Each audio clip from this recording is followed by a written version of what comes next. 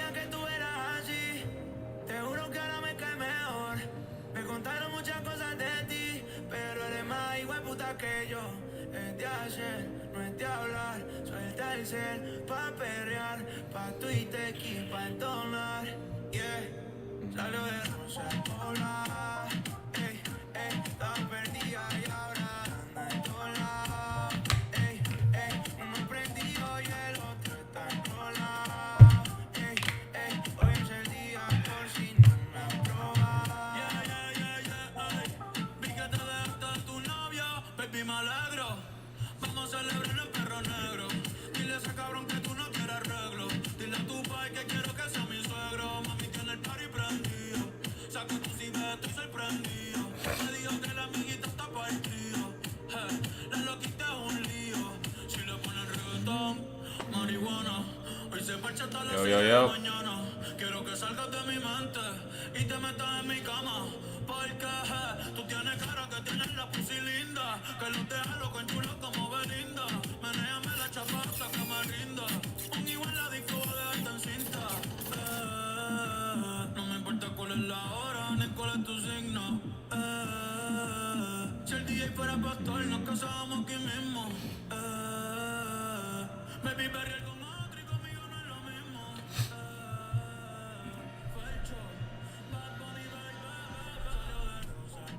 Yo, yo, looking at gold. Might be looking for longs today. 4 hours looking a little bearish right now.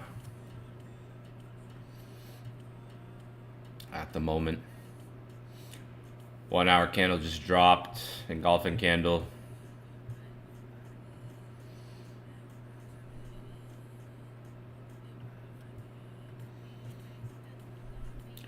That 1 hour had a pretty strong drop there. Broke down. Now it's pulling back.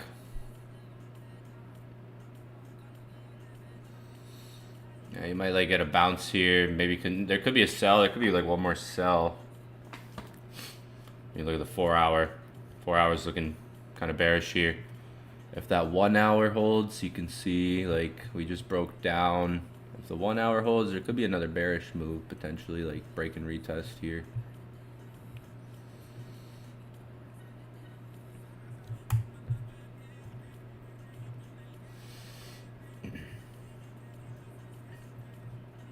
Whoops.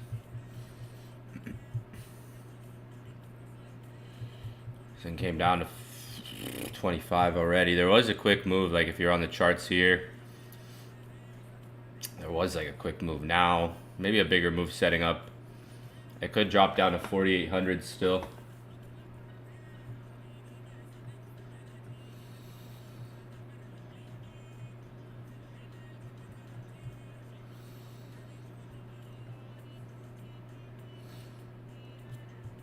You could still a lot of time in the day. You could even come down to that area possibly today. Around 4,800.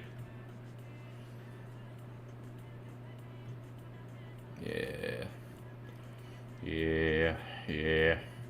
Could come down there. That area, like 4,800. Or lower.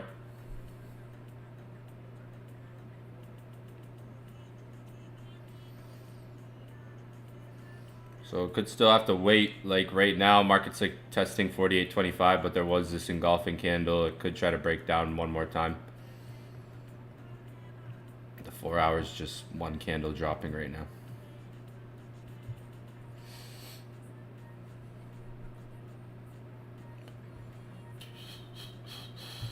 I'm probably gonna wait. Like I'm just gonna watch gold for a little bit right now. Oops.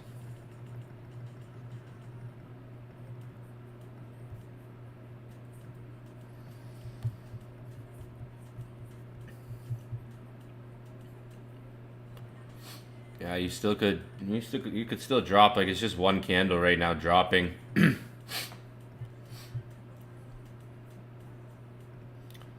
So it's kind of like I was talking about on some sessions. If anybody's been on sessions with me, I've talked about like zones. If you're inside the inner circle, we've been doing some streams, and I was talking about like zones, areas, minor, major. So like right now, it's just one candle that's dropped, so it's like minor. Like if you're looking at longs right now, you have to understand the market could go down more. Like you're at like a minor area that could potentially react. It's not the only trade entry that could still set up. Market could come down to 4,800.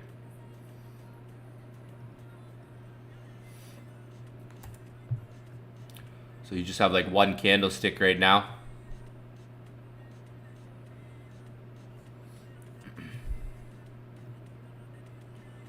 It's kind of like a minor zone. Signals, well, like here, I've like the last 2 weeks, I've entered I've only taken like 2 trades on my own. Like, every trade I've taken, I've entered live on streams or talked about pretty much, like except for last night. Last night I was out. I haven't been sending signals. I just haven't been focused on signals right now. Signals is just the whole job, too. Like I stream trading by myself. Trading's second nature for me now.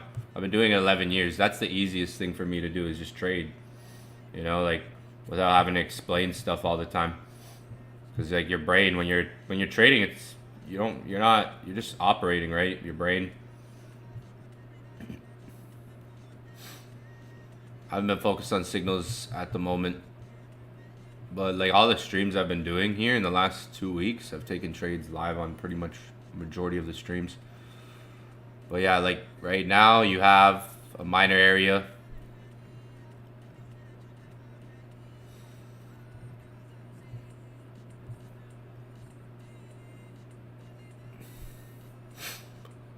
Like if you notice, like a lot of like big trading groups out there, like these top trading guys, like they don't send signals. They probably don't know how to. For me, it's something you have to put your energy into. Like I put a certain energy into how I sleep. Like how I sleep, my routine, my daily like signals. When I'm sending signals actively, I'm not sleeping the same. I have a whole entire different sleep schedule. Like I focus on it completely different than what I do when I just show up here on the streams. But yeah, you have like a minor area here that could hold. If you don't hold that level, you're going down to 4,800.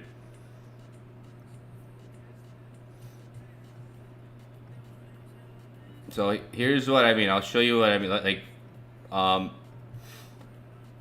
this is how you're supposed to trade. Like, let's say you're looking for a trade. No, then this is how you're supposed to trade. All right. So let's say I want to take a trade right now, and I'll just put a small lot size to start off, in case it pulls back to 48.25 a bit. Now, I could put a stop loss at 4,800 for this trade. There.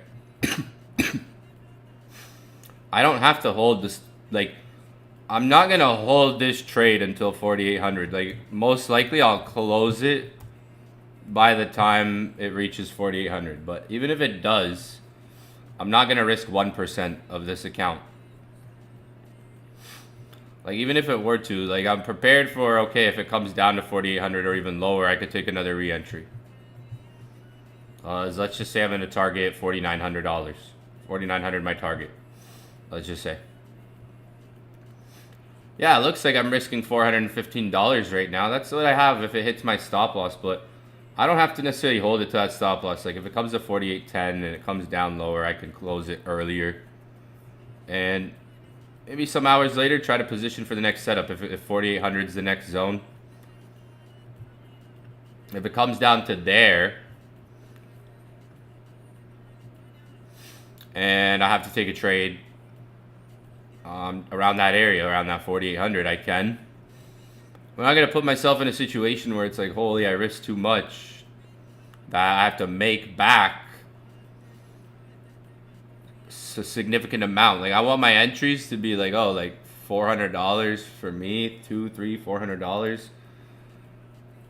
I could see that profit like, I don't want to say easily, but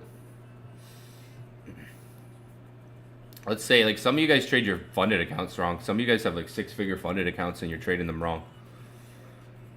Like if I have this account with like, you know, you can see the balance, right?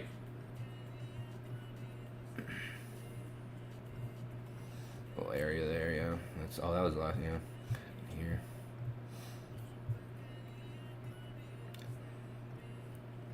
%. Right now it's like 3,800. Let's just say.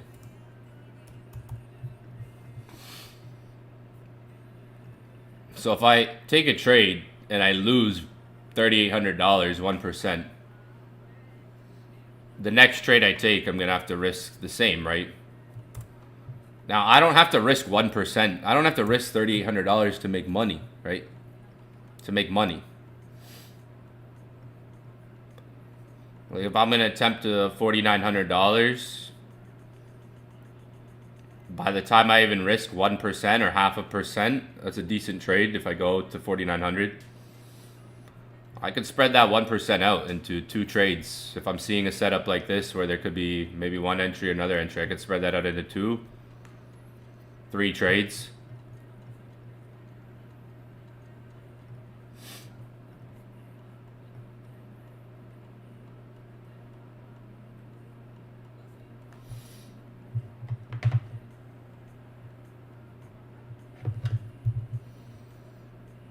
Know what I'm saying?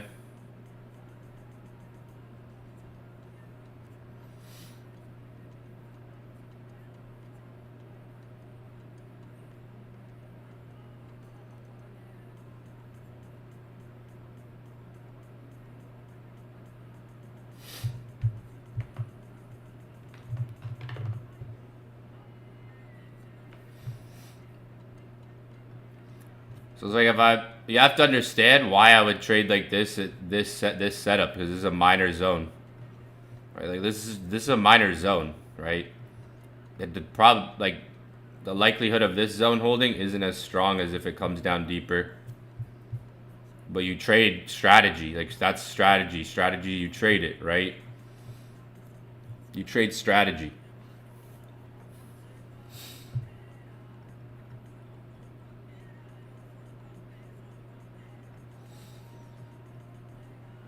So yeah, in essence, where my stop loss is on this, not that I have to hold it till my stop loss, but where that is, right, would be my next zone.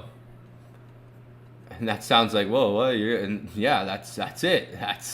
That's where I'd be looking for my next entry zone, my next trade setup, right? Nothing too complicated, actually.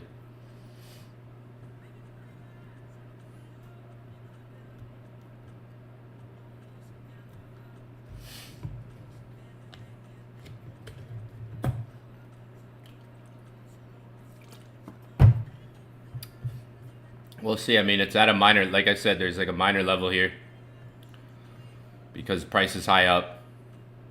So like short term could potentially try to hold this level, have some bounces off of it.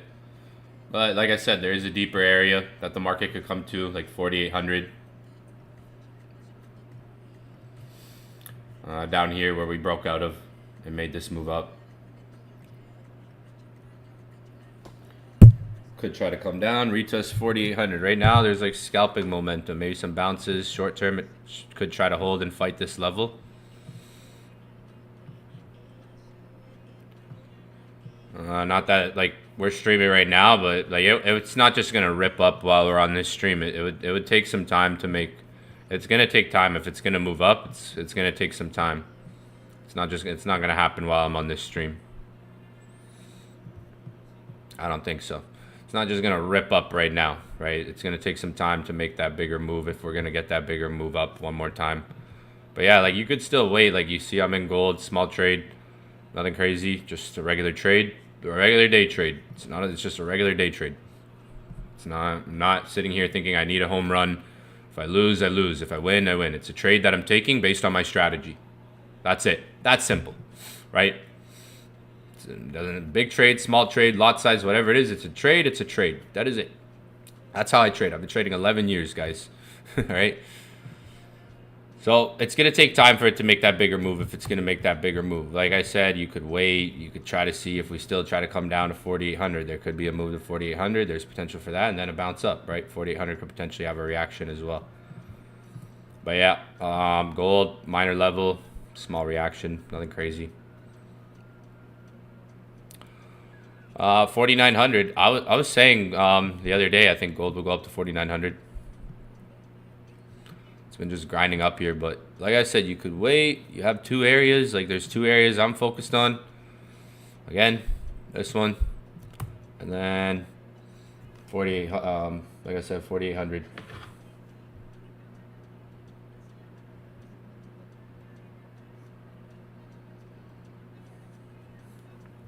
You know what I'm saying?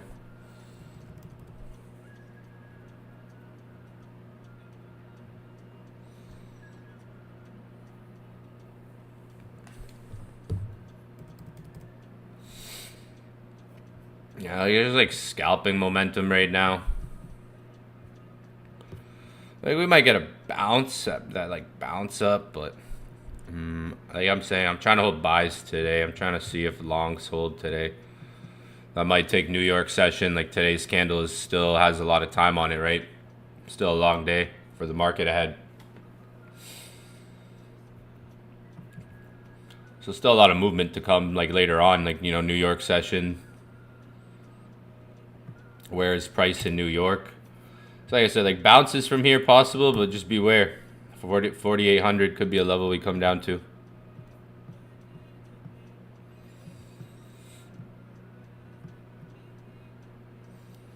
And you gotta keep an eye on it. Like put alerts there. Keep an eye on that. I don't know when the market's gonna come down there. If it does, like I said, there's a minor level right now. We might not hold that minor level. I'm trading it. We could potentially come down to more of like a major zone here. Better area would be 4,800.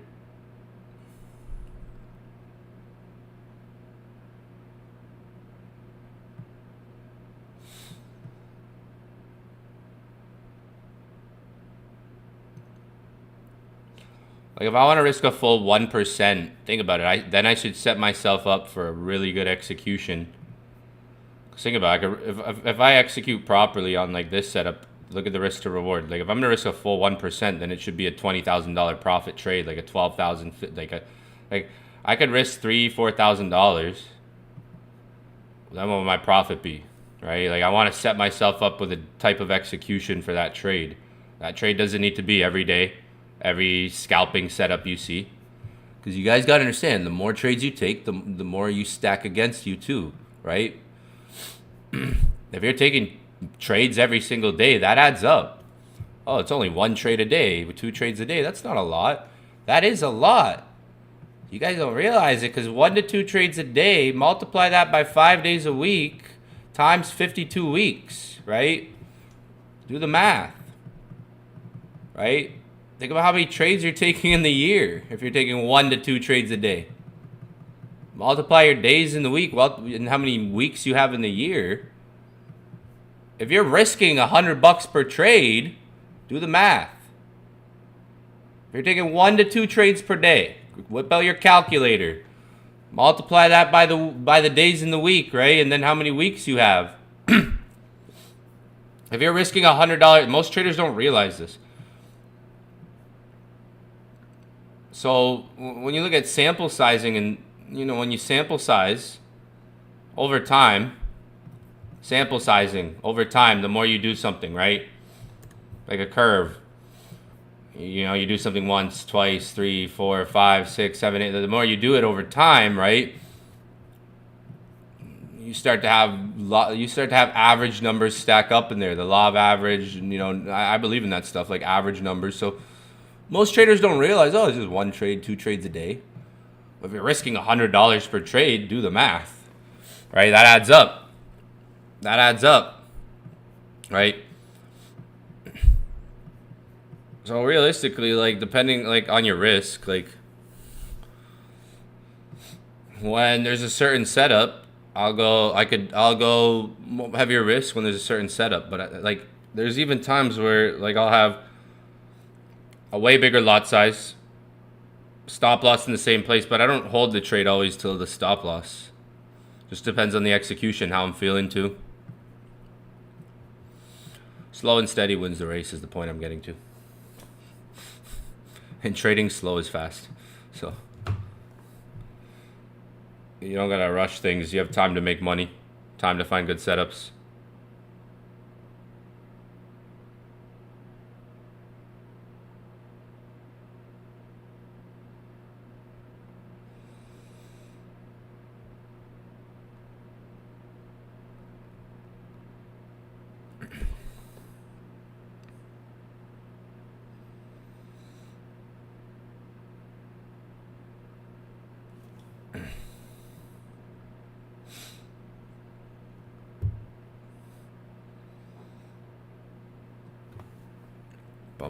Bum.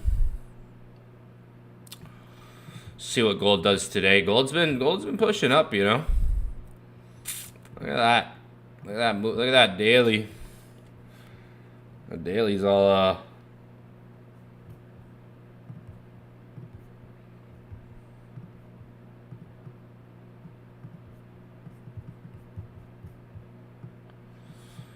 broken out.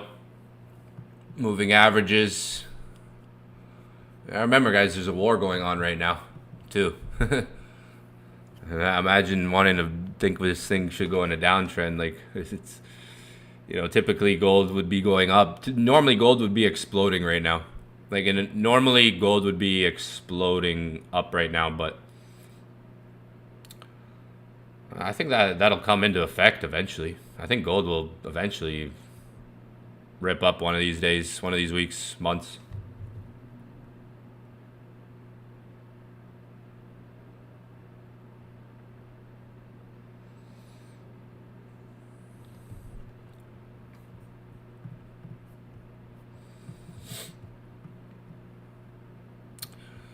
You got the start of the war. Start of the war up here. So it's interesting, right?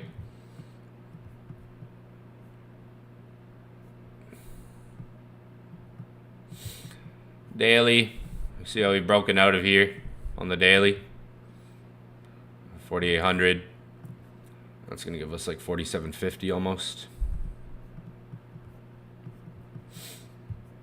On daily.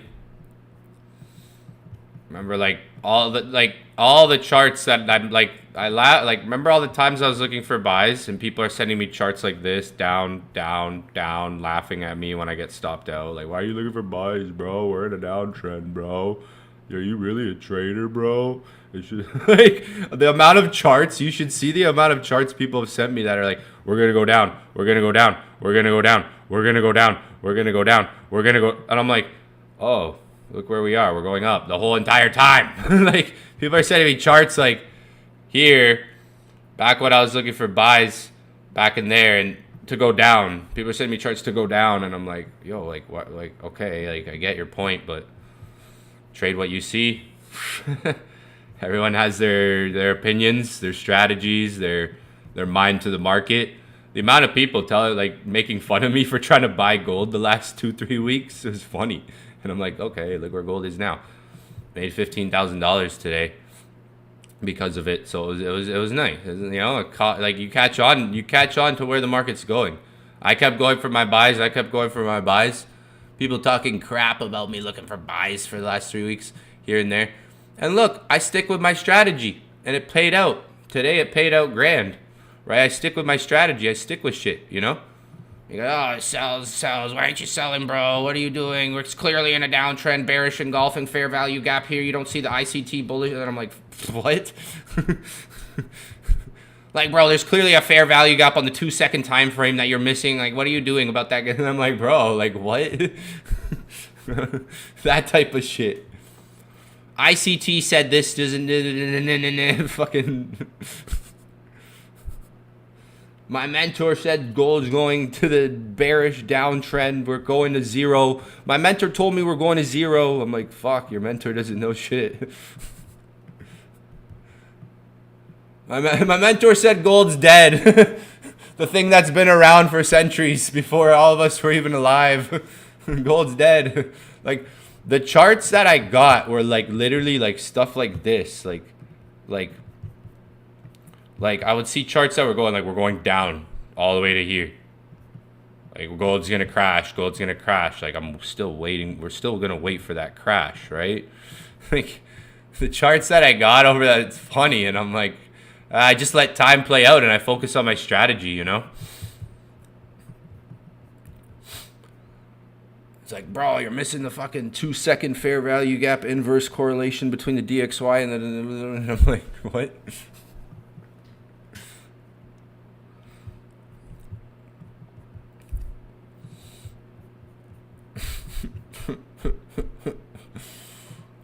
It's comedic for me. It's comedic. You guys should be able to see it. So even daily pullbacks potentially. I'll be looking for those longs.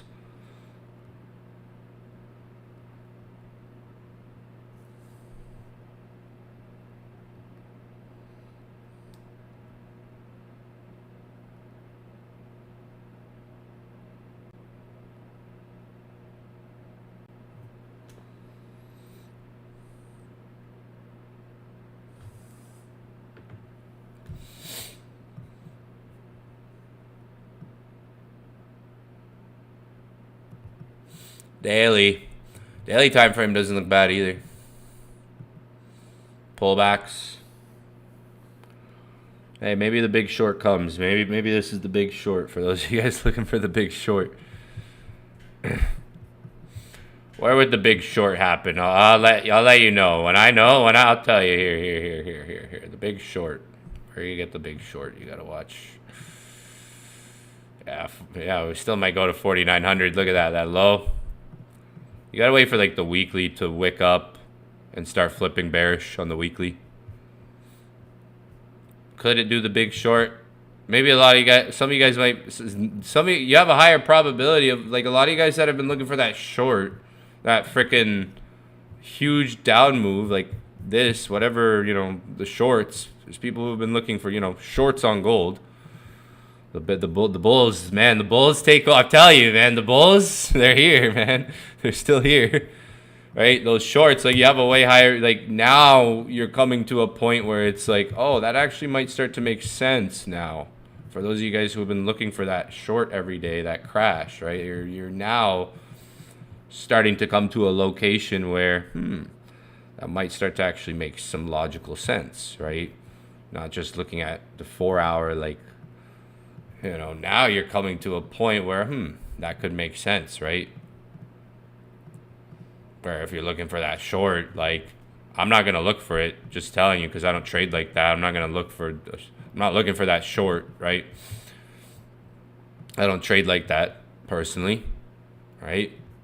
But, you are on the weekly now at a point, like, I've noticed the last 3 weeks, people sending me charts just saying of, like, looking for this crash. And yeah, I get it could happen, right? You have that uptrend line, counter trend line. Like, I see the charts that I'm getting sent, right? Uptrend line, big breakdown, impulsive move. A lot of people are looking for that short, and it could come, right? Now you've reached a point where it's like, okay, maybe, like, when you look at the weekly, because I know a lot of people have been looking for down,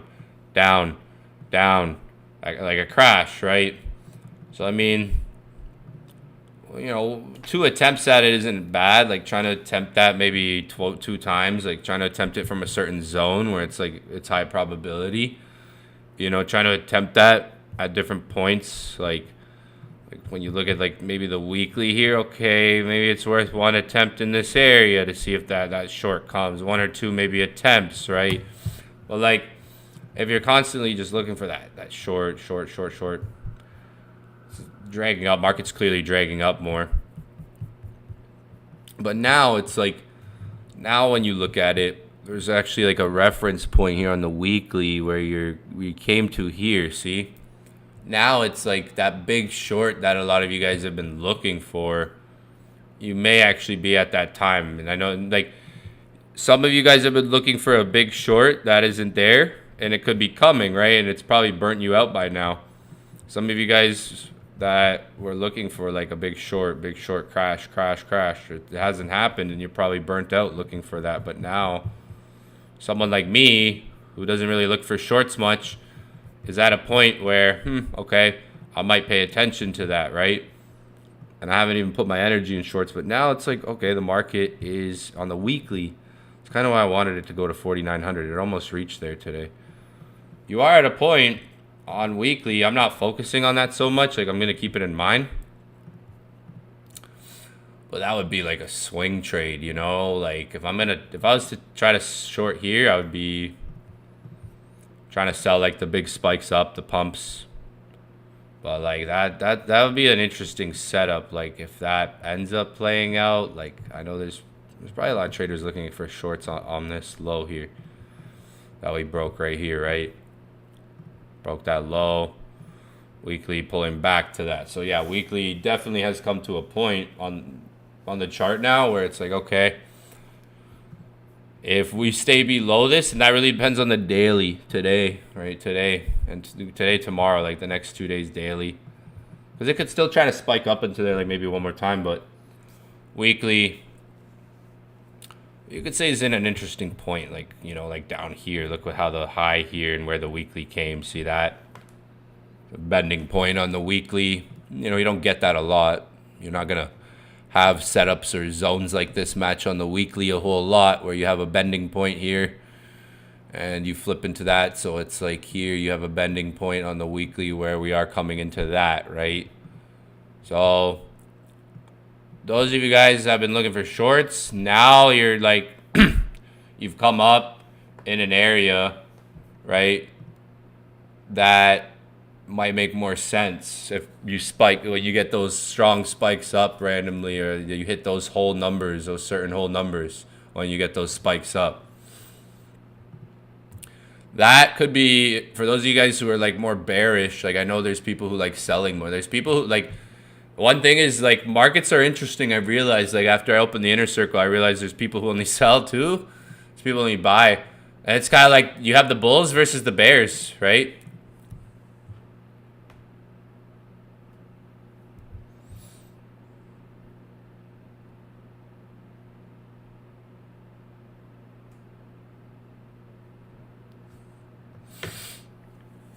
So it's like bulls versus bears in this. Bulls versus bears. The bears would be focusing on this, right?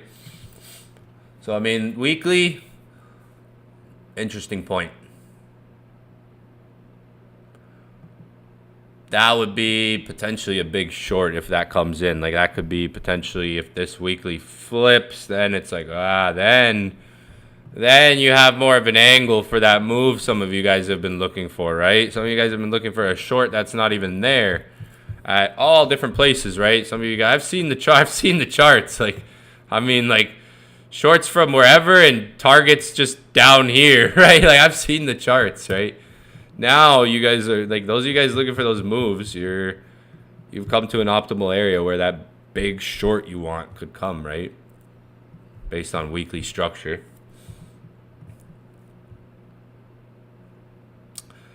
So there you go. For those of you guys that say I don't go over any sell, there you go. For those there, there you go.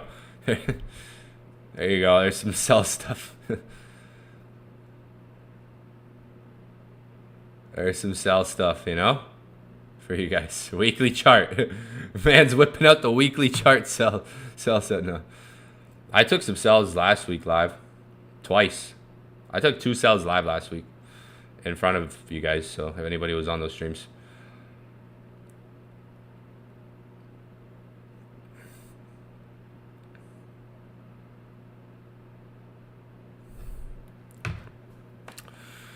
Yeah, a lot of you guys thought gold was going to go back to 44, 43, and no, I've seen the charts, don't worry. Now, now, you might be getting there to that point. But I'm going to be focusing today what I showed you guys on this stream. 4,800. If we come down there, I'm already in a trade, but that one might lose. That one might be just Short-term one, or this zone, right? The daily zone. I'm going to be focused on that today. Personally.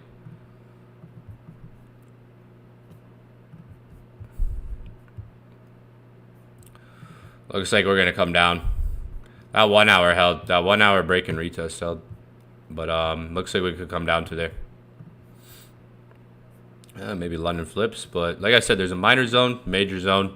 4800 could be an area to watch today. That zone on the daily that I showed you. One more move up.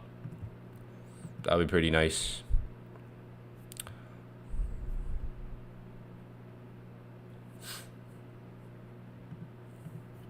Stock market's insane.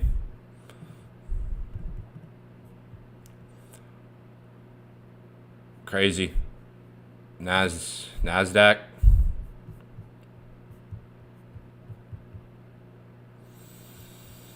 Like, look who's in charge of the global economy, right? Now, that's a businessman. Go watch videos of him when he gets interviewed. How does he talk? He even says himself, I like to buy things in fear. He created it. He created the fear. Like, he even says himself, if you listen to interviews, those 60-minute interviews, the guy even says himself, I buy things in fear. You know, when there's fear, that means things are cheap. And you can the guy literally like, look at the market now. Look at the Nasdaq here. Small percentage away from all-time high.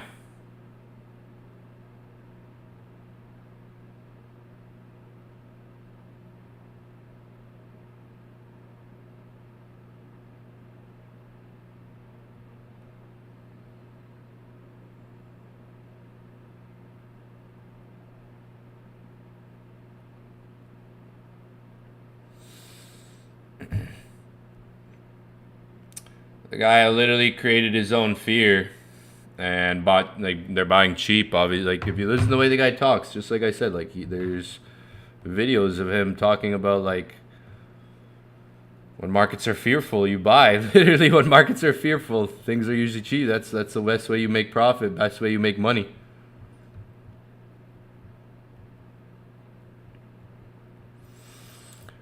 And yeah, the war started right over here. Like this thing already started dropping before the war started. Things started, like, coming in. Like about a week or so, 2 weeks ago, this was down here. Now look. If you don't understand the significance of this, like in this chart, then it's okay. But it's pretty interesting times ahead. The golden age, baby. The golden age. Pump it up. Hey, maybe he wasn't lying. Watch. He might have done chaos, but watch. We might see. We'll see. We'll see how things go. The golden age upon us. Watch. It's just the script. It's just the script. That's all. Like, they're just following the script. There's a script going on. We're about to see how this all plays out, but you can already see how the markets are reacting. Classic Trump, yo. Did the same thing last year. Looks like S&P is gonna go to 7,500. Doesn't look like, to me. Yeah, like, it looks like Tom Lee was right. Tom Lee was right. The fear element, the fear crisis, like, that element of fear, that element of crisis, it didn't stay that long, really. Like, if you think about what's going on in the world right now, there's a war. And look at the fear element. Like, bro, like, guys, we've seen crypto liquidation stay longer in fear. Like, we have a war going on right now. Like, guys, we've seen crypto news stay down, like, have, like, more, like, Like, this is a whole war, and look where things are at right now. Classic Trump, man. Classic Trump. Hate or love the guy, he's making my fucking portfolio go up. He, like, this is the thing, he's like, this is what I was saying before this war even started. And as we were going into this war, it's not just a war of like modern age evolution with how we view finance, technology, and everything, AI, tokenization. It's a modern age war of the rich, middle class, and the poor. In times like this, you get a separation. You get something called wealth gaps. So times like this create wealth gaps, significant wealth gaps. It's where the rich become richer and middle class, things go down, things get more expensive. We've seen that since COVID, right? Right now, we're seeing the biggest transfer of wealth happen in modern history. We're seeing right now the biggest transfer of wealth begin in modern history, and it started literally a couple of years ago, and it's still evolving. So, some people are paying attention, but this is where usually the rich get richer, realistically. The people who own assets, right? It's times like this where the rich get richer. If you own assets, if you have the right things, you've been invested into vehicles for time. Like, they like look at the stock market. This thing looks like it's going to go to 7,500 probably this year. We'll probably hit 7,500 this year on the S&P. And then Trump will be like, I did that. He'll be like, I did that.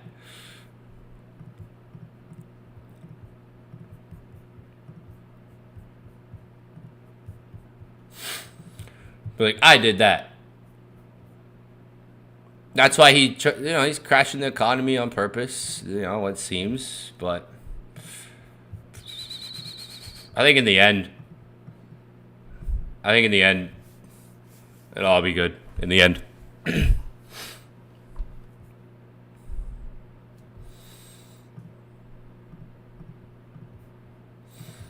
He gave pretty much China, Russia, a lot of other countries what they wanted.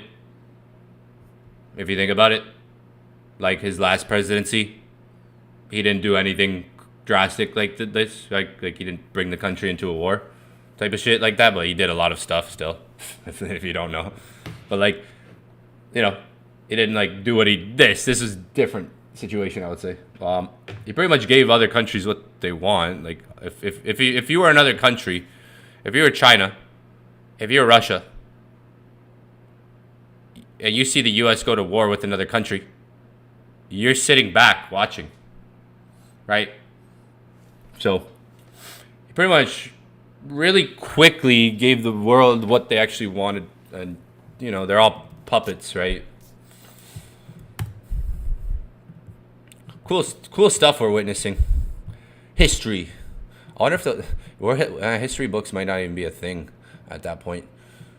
History book. Do you guys still read? Do people still read history books? I Trump is gonna be a part of history though.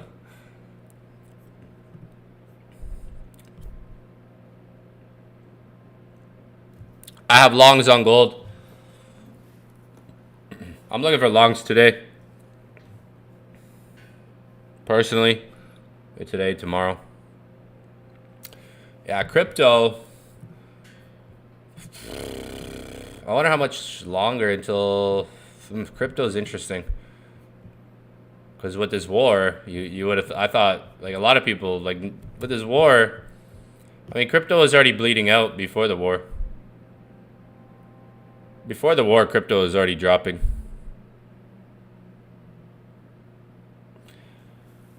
Crypto's still down, but stocks are nearing all-time highs. Major stock indexes. Liquidity cycles. Interesting. So what you got to do, I'm going to do it later, not on this stream, is we got to go back and look at when stocks are nearing all-time highs, where crypto is. When stocks are nearing all-time highs, where crypto is. When stocks are nearing all-time highs, what's crypto doing? Interesting here though, eh? Crypto down. Major stock indexes, S&P 500 pumping. US 30, Dow Jones, NAS. You know, NAS is near all-time highs. S&P near all-time highs. US 30 looks like it's recovered, going back on the way. Interesting. While Ethereum is down, you know, Ethereum's still like down. Bitcoin's down. XRP's down. Solana's down. Interesting times. Interesting times. Interesting times.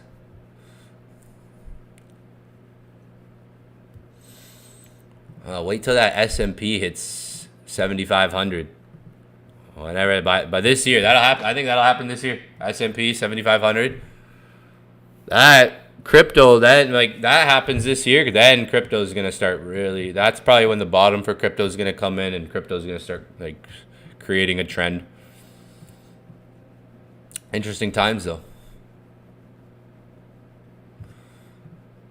Hey man, look at Amazon. Amazon dumped. See, like really interesting this time around because I've seen market crashes over 11 years, and I wouldn't call this a market crash because I've been in a few market crashes, and those are deadly. You know, market crashes are those are deadly. And you look at something like Amazon. Heck, I ordered something from Amazon I was using Amazon yesterday to order some stuff. Look at this. It's very interesting this time around how the market just quickly digested this, you know? And it's ever since COVID, it's been like that. The market's really quickly digested this. Look at Amazon. Look at that Amazon. Already back up, looking like it's on the way. So point I'm getting to is there was a quick sale. There was a quick sale. Some people took advantage of it, as you can see. The market's now, I also think because of crypto. You know, ever since COVID and because of crypto, because crypto made things fast. Like the way you move with crypto, you transact things so much faster, right? And crypto's 24/7. So like, we look at how fast these things like recovered. How fast the market went from digesting the fear element to just like, oh, now it's like over that really quickly. Netflix is, that's not, yeah, Netflix is down. It's already recovered 25%. Apple a bit. Some things went down more or less, right?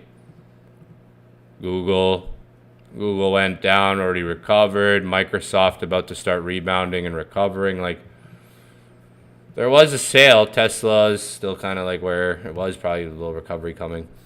Not that some of these stocks are cheap, but something to remember.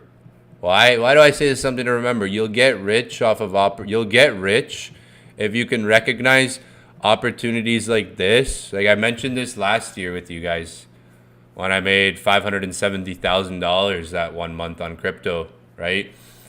Back in July. But it started with April, May, June, July when I recognized the opportunity. You'll get rich if you can recognize like opportunity, like things like this are actually opportunities. I've been able to do it. Most like think about what you just witnessed in the markets. Like most people aren't even realizing this, and like this is stuff to take fucking note of. Like I'm talking 10 years from now, 5 years from now. You never like. Here's the thing, you never know. Like that's the thing, 10 years from now, something happens. Market's in a similar territory where it's crashing fear. Like I said, you'll get rich if you can recognize moments like this or actually opportunities to jump onto things. So just remember that for the future.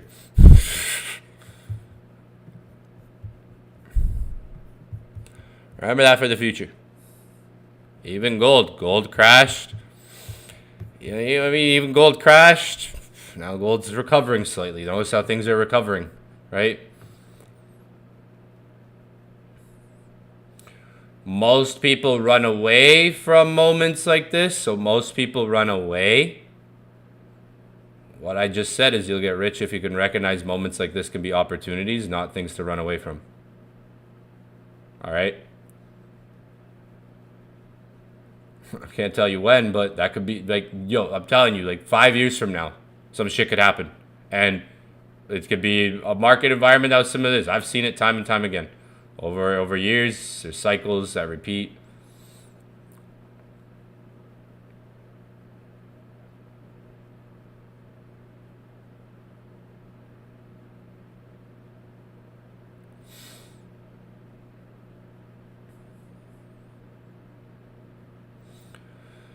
Bear that in mind. Bear in mind what you guys just, like, a lot of us just saw. Bear that in mind. Look at the NAS. This thing's got like, look at this. I think $6 trillion was added to the U.S. stock market yesterday. $6 trillion, if I'm not mistaken. 6.8. I think I saw $6.8 trillion was added. You guys still don't. Some of you guys might still not even understand why I'm talking about this, because there's a golden opportunity ahead with crypto. If the stock market's already moving like this, like there's gonna be a golden opportunity with cryptocurrency in the next year to two. Okay. Most people have already ran away from that opportunity because it's just hard to be involved in the market. It's a very, very volatile. It's a beast. Crypto is a beast.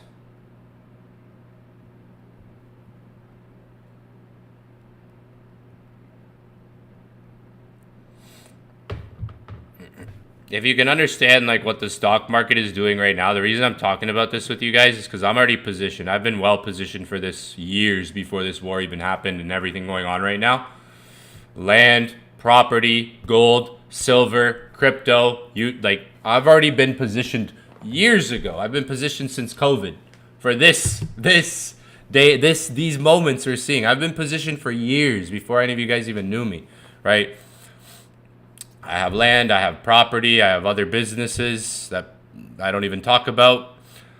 Gold, silver, that type of stuff, crypto, whatever, stocks, indexes, things like that. I've been positioned for years for times like this.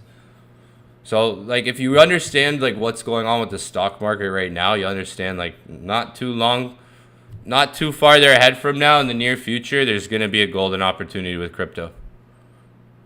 I'll be the one to talk about it now because your top influencers out there, they're not going to talk about it right now. They're going to be saying the market's going to crash, it's dead, it's going to zero, blah, blah, blah. All your top trading influencers, they'll start talking about it when fucking crypto's all-time highs and it's beneficial to promote things. No one's really talking about crypto right now because it's dead, right? It's dead. But they're not paying attention to financial markets and money and all the things that's going on.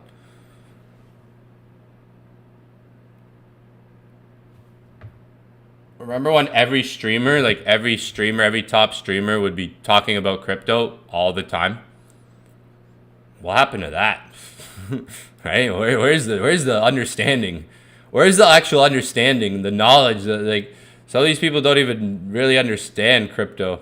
They just kind of get in, tell people to get in. I've been in crypto for over 10 years, I think 10 years now. So if you understand money markets,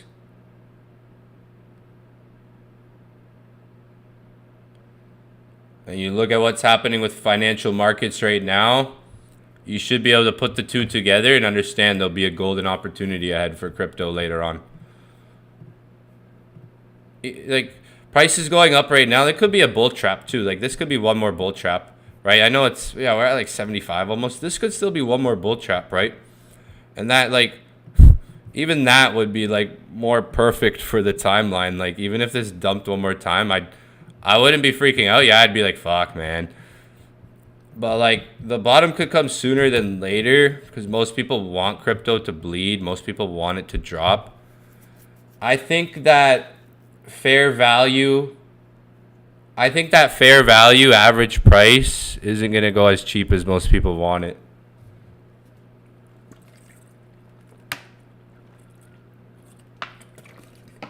Personally, I think that like fair value, cheaper price that most people want, the market might not offer it. This could be a bull trap. Like, I'm not gonna doubt that. Could be a bull trap. Like, Bitcoin could try to pump one more time, and then we get like one more leg down where it's just like a complete bull trap that fakes everyone out. Yeah, like that's always a possibility. Because look, there's a support. Yeah, there's a previous support here too, around that area. So like one more bull trap, I think that like shocks everyone that most people aren't prepared for. Yeah, that could make sense. But that fits in the timeline still. Like another bull trap, maybe. Like I'm positioned, so it's like I don't want that to happen. If it does, I'd probably buy a little bit more Bitcoin, add a bit like to my portfolio. If we do get like one more crazy like bull trap, I'd definitely be trying to add like a little bit of Bitcoin.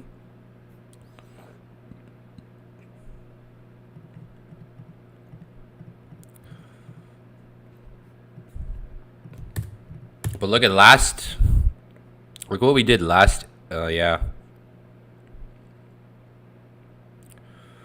Like, is Trump about to pump the market up? Maybe. He's either about to pump the market up or dump the market up. We know.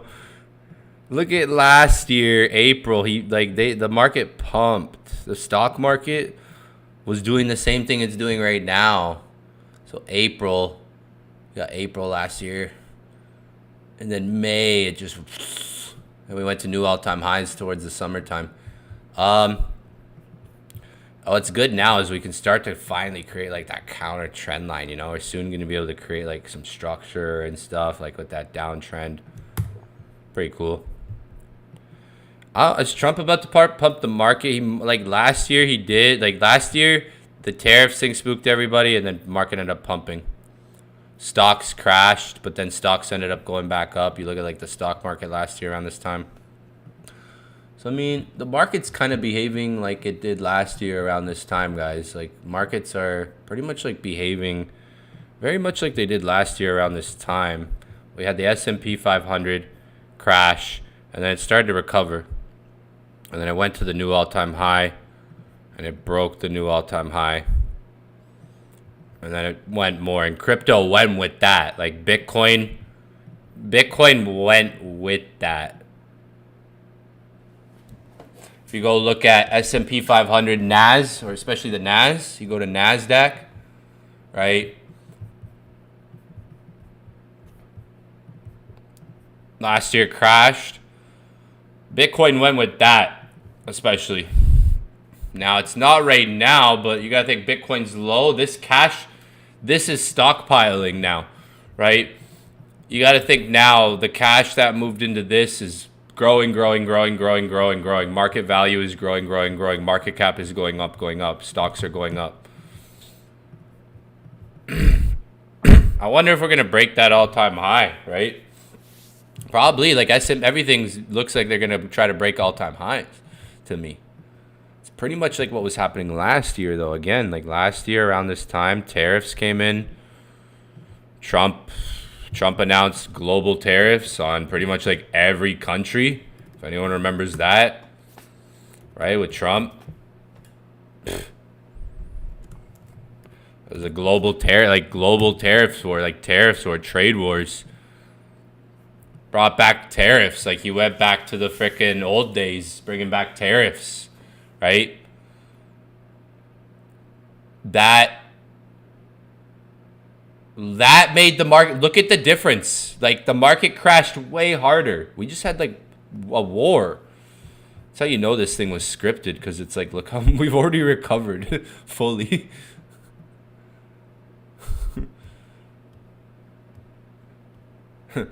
Like we've already fully recovered. They sold some gold. They bought stocks. Stocks are gonna pump. They sell. They buy gold, and it goes into crypto. It's like money cycles happening here. We're gonna see. It's gonna be interesting. The market crashed way harder with the tariff wars, the trade wars. Markets crashed way harder. that, like, I was there for it. I remember those times. I remember that. Like, I was there for it. It was quite a chaotic environment. You have to understand with this, like, you go look at Bitcoin. Bitcoin followed that. So if this goes up, like, if this goes to like 30K, let's say, if this, you know, slowly goes up, Bitcoin will follow that. It will follow it. We go up. Bitcoin will, I think crypto would follow that. That the movement comes in, be followed. That, like, I'm just going over my opinion because before all of this even happened, as the war was escalating, coming up, I was even talking about this, like, all this stuff. Before, like, when we were down, oh man. Like, today I'm up like I'm not even gonna say, never mind. 300. Like, one of my portfolios is up $4,800,000 today. Another one's up $180,000 today. I made $15,000 on gold today. Like, I'm not even gonna say. It's like, I'm not even gonna tell you guys anymore. I'm not even gonna post anymore. I'm just gonna be quiet, me, like, chill and stream. I'm not even gonna tell you guys. Came on here to motivate you guys. I'm gonna be low key now. I'm not gonna flex my $300,000 days anymore. I'm just gonna eat my chicken wings in peace. I'm gonna eat my chicken wings, play my video games in peace. Ride around in the Rolls Royce in peace. I'm up $300,000 today. Today. I don't have to post that and be like, and tell the world either. Like, I could make a video on that showing, like, how I'm up 300K today, and no, I'm not. I don't, like, I'm up 300,000 today. So, hey, it is what it is. Fucking thank you, Nvidia. Thank you, fucking technology, tech funds, everything. Crypto's up, and crypto. The funny part is crypto is down right now, and I'm still like, my daily gains right now. When crypto's in a bull run, I'll have $1 million day. Like, I will have a 7-figure day when crypto's in a bull run. I will have a 7-figure day when crypto reaches a bull run.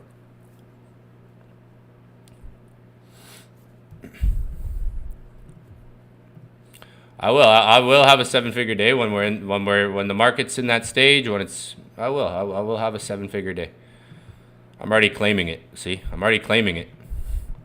I'm already putting it out there. I'm already creating the frequency. I'm already putting it out there to the world. I will have a 7-figure day. You will see. That, maybe that day I'll show that. I gotta add you guys back. I gotta add some people back to my close friends. I removed people from my close friends. I removed everyone from my close friends, unfortunately, because we got some weirdos in the fucking community. Like, some actual weirdos. Like, some dudes that are, like, weird, bro. Like, creepy shit. Like, dude, like, go get a girlfriend or something. Type of shit. Like, weird. Man, if you're a woman, if you're a lady, and you gotta deal with this type of shit from dudes, oh my god. Like, holy. Women. Feel bad for some of you girls out there, man. Shit. Yo, yeah, I gotta add some people back so you guys can see. Hey, I've been living life the last day. Some of you guys are missing it. Some of you guys remember, we're not on the same level, guys. Like, some of you guys are still figuring out how to make your first 6 figures. I'm up multiple 6 figures on my portfolio today. We're not on the same level, all right? So don't compare me to you, right? Don't compare, like, the decisions I make, the things I do to you too, right? With my money, my lifestyle, who I am. We're not on the same level. Like, I'm in different rooms, where I'm in different meetings, different dinner tables and I don't even post that. Like, I don't even post the shit I do. If I did, you'd be like, oh shit, fuck, this guy's all right. But if you're on my close friend, I gotta add people back. I removed everyone from my close friends. Cause bro, there's some fucking weird dudes out here. Not gonna lie, like some weirdos, bro. Like I was raised a certain way. Like let me tell you guys, I was raised a certain way. I have certain beliefs. I'm Catholic. My mom's Brazilian. My dad's Portuguese. My whole family's Brazilian Portuguese. Like yo, like I wasn't raised with that weird shit, bro. Like get that shit out of here. Like, get that gay, weird shit out. Like, bro, like, do what you want. But, yo, that's weird. Some of you guys are weird, bro. Like, get that shit out of here, yo. Like, go run. Go get your testosterone up. Go get a girl. Or a dude, if that's what you like. Like, go be happy. Shit, yo. So yeah, real quick, I had to remove everyone from my close friends because there's some fucking weird dudes out here, yo. Like, I'm not going to get into the nitty-gritty detail, but I'm going to use the word weird. Alright? I'm going to use the word weird. Alright? And gross. Weird and gross. Alright? Like, so yeah, like, I got to add everybody back, and there's some people I'm going to add back to the inner circle. Like, I banned some people from the inner circle. You might have been in a weird group chat too. Like some weird shit, bro. I gotta add you guys back. I gotta add some people back. Don't worry. Like we're working on it. Phase 2's loading, yo. Phase 2 is loading. Don't worry, guys. We're just getting started. You guys aren't missing anything yet. We're just getting started. Like phase 2 is loading. We're just getting started. We're actually just getting started. That's the funny thing. Phase 2. But yeah,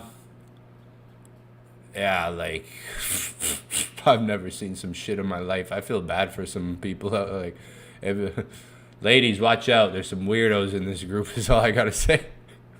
Some fucking weirdos. Oh man, there's like 10 people not getting back in the inner circle. I've added some people back, but yeah, like if you were affected with the weird shit, message me. Some of you guys might have been affected and you were maybe at the wrong place, wrong time in some group chat where people are talking just weird about me and just disrespectful.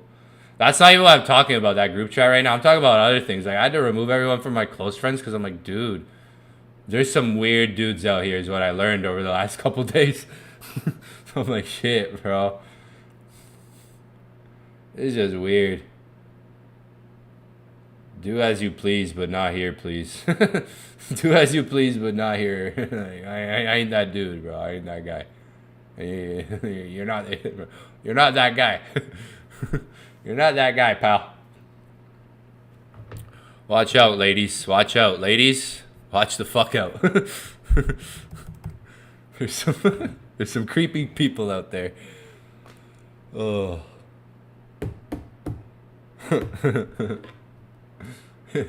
I'm laughing, but it's fucked.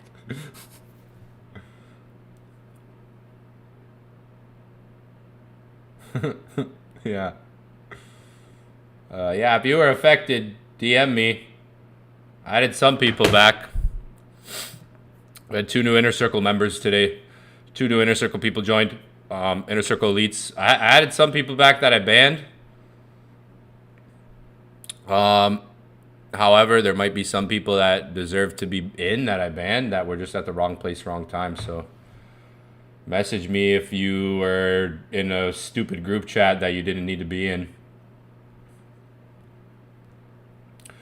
Oh, no, but those of you guys that are talking shit and getting batted back, like, if you're talking shit and you're being weird, like, bro, you could give me $1 million. Like, I'm up 300,000 on the day. Like, you could give me $1 million and I won't add you back. Like, it's that simple. You just, like, you give me $1 million, bro. $1 mil. I have principles, but, like, yeah, there's some people, there's some weird stuff. I don't want to get into the detail. It's just too gross. It's too gross for YouTube public.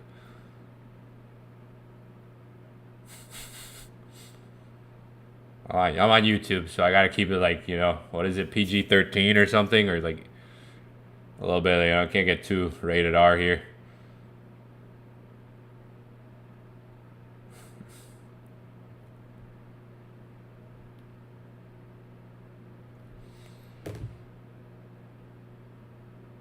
Yeah, I do got around 50. I mean, hey, unless we figure out some shit with Mars and that. Or wait, no, wait, what if, like... Dude, I saw this video. This guy said he was going to live to 200. What's his name? That Santa Cruz. You know that Santa Cruz guy? Yeah, I don't know. Is he capping about all that stuff? You have to, like, you have to, like, there's people that live longer. Look at Tony Robbins. I think Tony Robbins is someone. Wait, how old is Tony Robbins? How old is Tony Robbins? I think Tony Robbins. Wait, how old is Tony Robbins? Isn't he old? Oh, he's 66. Does he look that old? Tony Robbins is 66. I thought he was older for some reason. Okay, never mind. Regular. No, okay. Yeah, we'll see. We'll see if Tony Robbins lives like past like 120 or so, 100. Because I know he mobilizes and takes care of his health like that. A guy like that. We'll see. Like if Tony Robbins is someone like that. Tony Robbins, I know he mobilizes, like invests into his health a lot. That guy, because you see guys like that the older they get, the younger they're aging, right? Like some of these guys, they're getting older, but they're aging younger.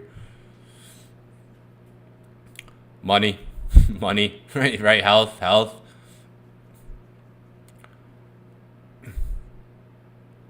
I got at least, hey man, you tell me 60, man. I got at least 50. 50 though. At least 50, he said. Yeah, man. Around 50 years, right? Unless we figure out, what if we figure out how to go Mars or something? Brian Johnson, Brian Johnson, yeah, like there's people like that. Oh yeah, Brian, like, who was it? Was that guy on the Logan Paul podcast? Was that the guy that was on Logan Paul podcast or?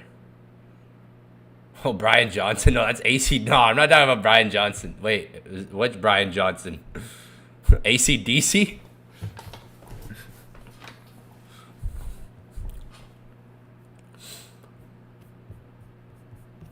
AC/DC. Bro, even like the memory. Damn, bro. Like the most obvious. Like I have a camera guy. The most obvious investment was SanDisk. Why didn't we all buy SanDisk? Did anyone buy SanDisk stock? Bro. Year to date, SanDisk Corporation. Like, bro, the memory cards. 3,000% in a year. The memory card, like SanDisk.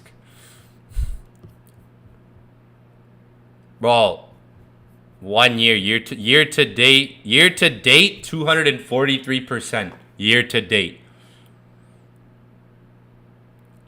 So that's 2026. 1 year, 2,742%. Bruh, like I have some Nvidia. I like stuff, but there's stuff I missed out. Obvious things I missed out on. I got some things, but I have some Amazon. But bro, like I'm sure all of you got, like a lot of you guys probably buy this stuff too. Like I have little memory cards, stuff like that, little accessories. My camera guy, Leo, for those of you guys, he has all equipment, a bunch of equipment from them. Accessories. That would have been the play. Most obvious thing sometimes. Like right now, even like military defense companies that make like defense arms for military were pumping.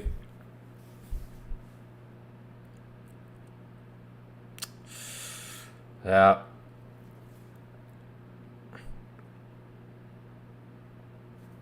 One month. So you can make money in stocks. Like stocks are real things, real companies. Like if we all think about this makes sense. It's very obvious as to why this would have went up. Think about content creation, all that. So stocks aren't, like when you get into Forex trading and stuff, stocks aren't as attractive to a lot of people. But they've been around forever and they're companies, right? They're real things. They're stuff that people like me and you use. Amazon, for example, right? Like I have a little bit of Amazon. I should have more, but it is what it is. You put your eggs in some baskets here and there. They're assets. I use Amazon, so like, why would something I use I've been using Amazon for a while, right? Something I use a lot, have used a lot, I want to own too. Like these phones, we use these phones every day, right? A lot of you guys, Samsung or Apple phones, you use them every single day, your Androids. You own the phones. You buy the phones maybe every year, every other year, but you don't own the stock in that company. That's a way of thinking, right? So think about someone who buys one of these iPhones every year. They come out with the 17, the 18, the 19. Soon we're going to be on the iPhone 30. Next thing you know, it will be on iPhone 50 before even 50 years. Like it's like in the next 10 years from now, we'll be at iPhone 50. You'll be able to drive your iPhone. You'll be able to drive your iPhone with the click of a button. It can transport into a transformer vehicle car, Optimus Prime 101. Right? So when you look at phones, right? Some people buy this phone, you get your upgrade. There's always the billboards out here. Whenever they release them, there's always billboards and stuff. iPhone 17, iPhone Pro, you see all this stuff. The average consumer, so the difference, let's just say between average people, let's just say average, maybe just the regular average Joe, right? The 9 to 5, the average consumer, and maybe the person that's a bit ahead, or much ahead, right? The average Joe, the average consumer, right? And the person that's a bit ahead or much ahead than the average person, right? Like by the time I was 20, so let me just give you a perspective. By the time I was like 19, 20, I was very far ahead of my surroundings. So the same people my age, my friends that I went to high school with, the friends that I graduated with, even though I didn't graduate, they did. I watched them graduate. I watched my friends graduate, actually. At the time, I remember watching my girlfriend graduate. Yeah, I had a girlfriend at the time. Your high school girlfriend. Everyone's had that high school girlfriend, right? So I remember watching my girlfriend graduate and all my classmates, and I was just in the crowd. My mom's next to me like, you son of a gun, you bugger. My mom or dad, it was my dad. No, I think I was with my dad, and he was just making fun of me, like just laughing. And I'm like, but at the time, like shortly after I graduated high school, I was very much ahead of the people around me. I was farther ahead of my friends that were going to the clubs, doing this. I already had money saved up. I was thinking different than them about some of the things I'm talking about right now, and that was 11 years ago. All right, that was 11 years ago. I started thinking about stocks different, money different, assets different, my time different, information different, my environment different, my mindset.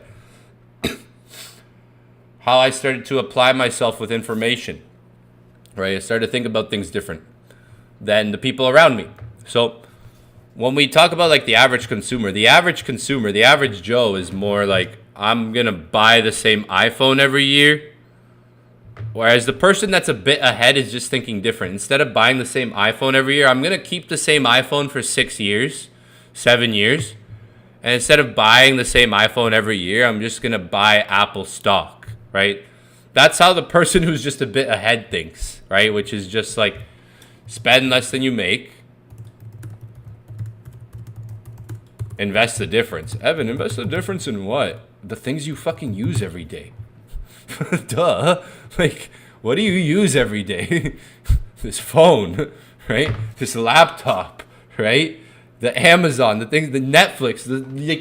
Some of you guys, we're going to finish this stream, and some of you guys are going to go to bed and put on Netflix, right?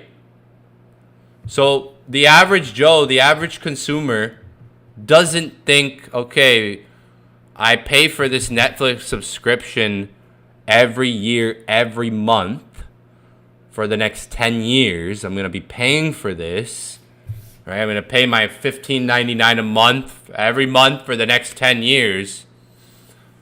The people who get a bit ahead don't think like that. They sacrifice. It's called sacrificing, right?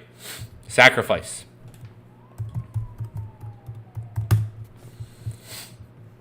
You have to be willing to sacrifice to get ahead, right?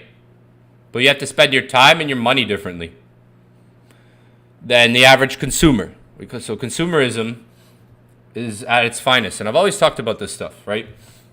So when we look at something like Amazon, every single one of you guys should know what Amazon is, right? And maybe you probably have an account. You probably use it. You probably have in your life. I've been using Amazon since I got shortly after maybe I got like my first job and started to get a paycheck and, got my first credit card, debit card and stuff like that, right? So for years I've been using Amazon. So a company I am willing to give thousands of dollars to buy products from, right? Hundreds or thousands of dollars, whatever it is.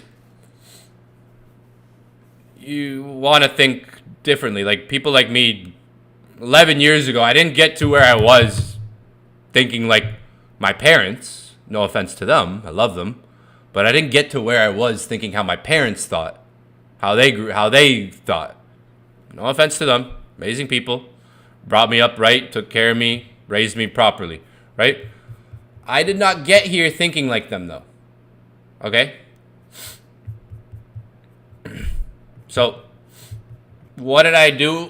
From a young age, I started to study people around me, from adults, grandparents, adults, brothers, sisters, everybody that was older than me. And I just watched how people thought, how people spent their money, spent their time, and I just did things differently than everybody around me from a young age.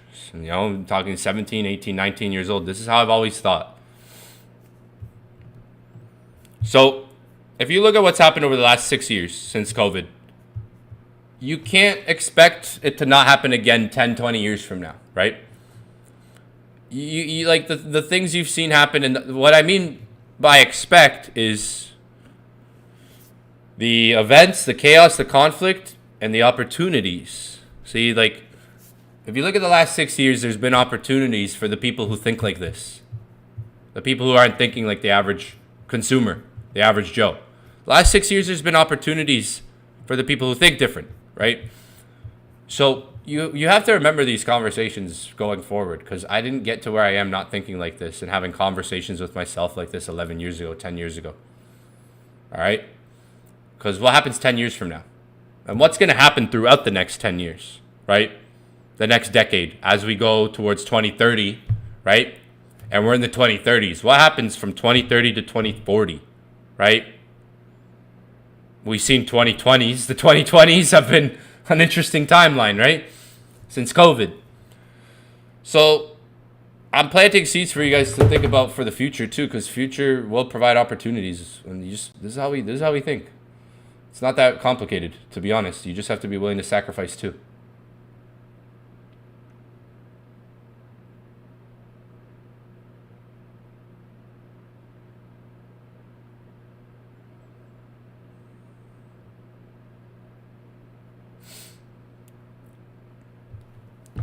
Netflix is a good example. A lot of you guys probably watch Netflix, maybe every week, every night, maybe Netflix or Apple. Like I got an iPhone here, I got an iPhone here, I got a laptop from them here, right?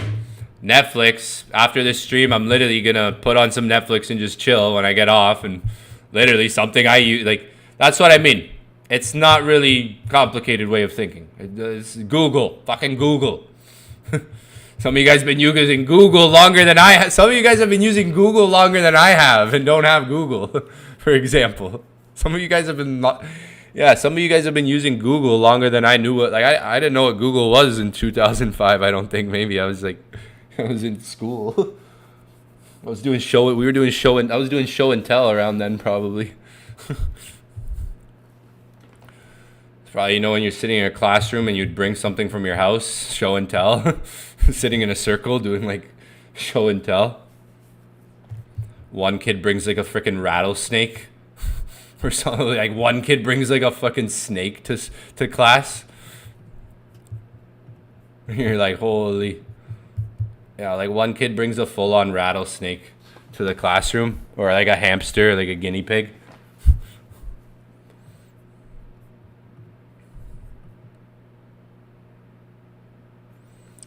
So there you go.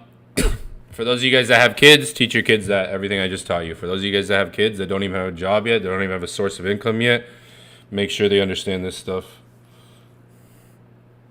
Like, some of you guys have kids. If I had a fucking kid, I would literally, a kid, like, there's opportunity there. Make sure your kid understands the difference between a liability and an asset. That's one with their time, how they spend their time. Most, yeah, like, if you really want your kid, because remember what I just said, like, some of you guys have kids, right? Remember, like, what I just said. There's really a lot of detail in everything that I'm saying. I didn't get to where I was thinking like my mom and dad. Where I am, 29 years old right now, I didn't get here thinking like them, right? So old ways don't open new doors for you, right? So if you have a kid, everything I'm teaching you, I would make sure your kid understands the difference between, I'm teaching you guys right now the difference between the liability and an asset, right? Some of you guys don't own assets. So you got to think about this stuff, because time is one thing, and then money, those are two things that you have to spend wisely. As a kid should, like, so let me give you an example from me. When I turned like legal drinking age, I didn't go out. I stayed inside. Most kids my age would go out. You get your ID for the first time. What do? I didn't do that. I actually stayed in and was just studying the charts. I didn't do that shit. I didn't go out. I didn't go to bars. I didn't go to clubs. If I did, it would be with other people, and I hated being there. I'd always leave early. And people thought I was weird because of it. But I was like, there's no point in me being here because this is not going to get me ahead 5 years from now. Like, I'm 17, 18, 19, 20. Like, being here right now, I'll be able to do this whenever I want, realistically. And I'll be able to have way more fun when I have millions of dollars doing it instead of being broke. Like, realistically, that's how I thought. So that comes with sacrifice. Remember I said that sacrifice. I was willing to sacrifice my teenage, like, adulthood years of going out, partying and stuff to put in the work. I was willing to sacrifice that. Not everybody is.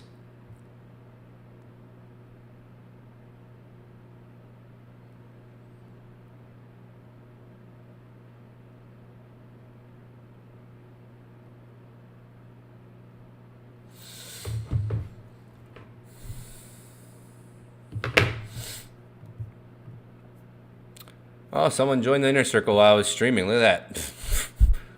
All right, bet. While I was streaming. There you have it, folks. People are about to get on board. Watch. Get on board for phase 2. Phase 2 is loading. If you're not in phase 2, I actually feel kind of bad if you're not a part of phase 2. Phase 2 is loading and it's coming out in May.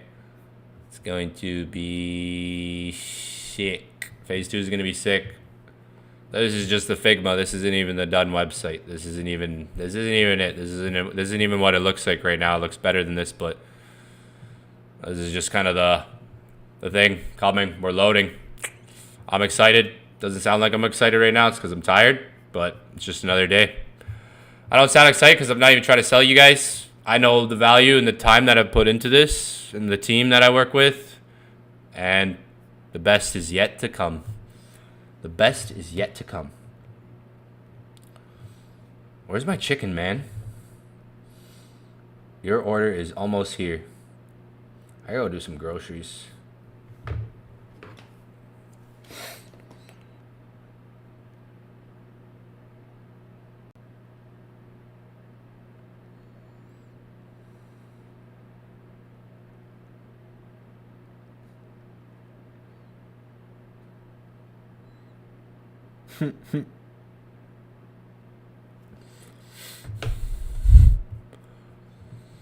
Bump, bump, bump, bump, bump. Funny.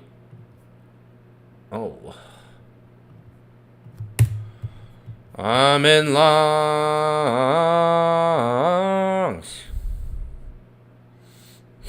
That's my song today. Where's my chicken, man?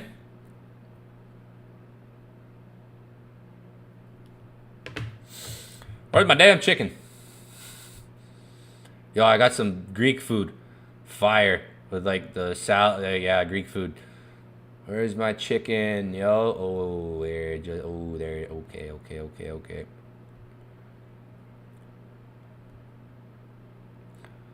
Bump.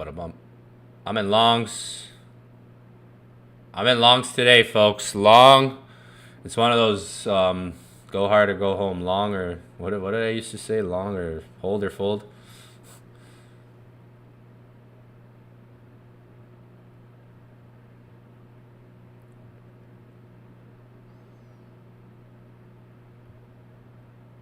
I'll get that chicken, yo. Bro, hype. Yeah, hype's good. Hype. $3. $21. Hypes, yo. We have a lot of hype. Like I got a lot of hype. And shit, where's my other phone? I was buying hype at 20. Should have bought more Ethereum, but hype, hey. I think this is gonna be a gem. I might make generational wealth off of this one.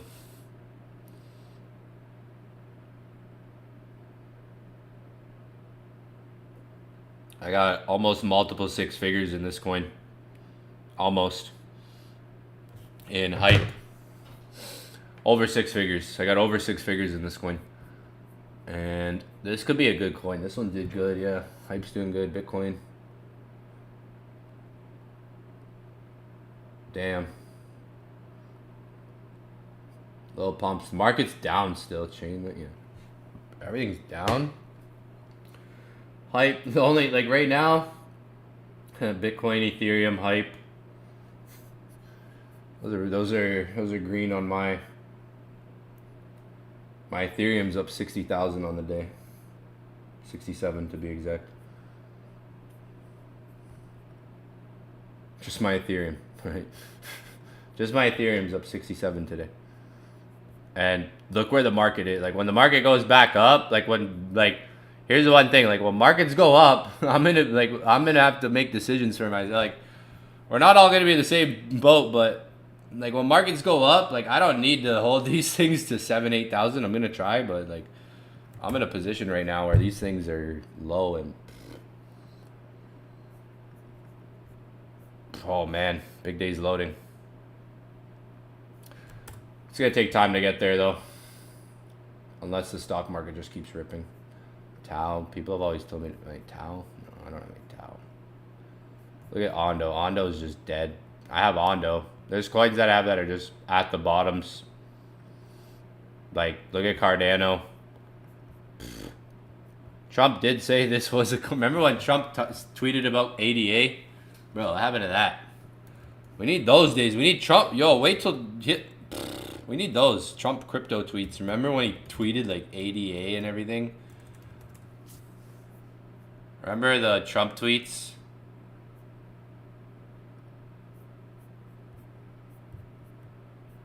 Remember those? Wonder how many times he's tweeted since then, bro. Holy. I wonder how many times the guy has tweeted since then.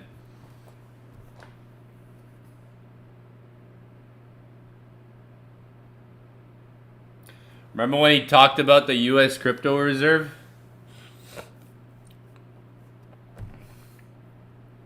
I think he said like ADA. I think he says like ADA, XRP, and he said, and obviously Bitcoin and Ethereum.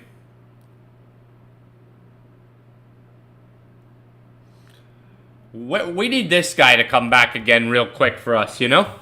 We need this guy to come back. This is what we need. We need this guy. What was it? Yeah. It was this. This was...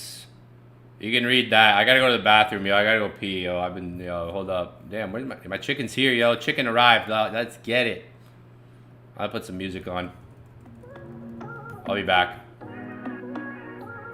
Read this real quick. Este deseo no lo puedo negar. De mirar tus labios no puedo parar. Rehusando cuerpo, sudando como en el desierto, yeah. Sabemos que la gente está de más, pero si lo pides eso puede cambiar. En solo un momento, si tú quieres puedo estar adentro. Mami, es que tú me encantas, a ti te rezo mi santa. Nadie habla como bailar, ninguna en la disco te alcanza. No, es que tú me encantas, a ti yo te rezo mi santa. Nadie habla como bailar, ninguna en la disco te alcanza. Touch my body feel like ecstasy. No other person, only you I see. My daily dose of the vitamin C. Now only you I need. Love of the bed every time that it goes down. I feel the love why I don't need no closure. You feeling down, baby, come let me hold ya. Would you come let me hold ya? Love of the bed every time that it. This is the guy we need. We need this guy to come back. Remember when he named XRP, Solana, ADA?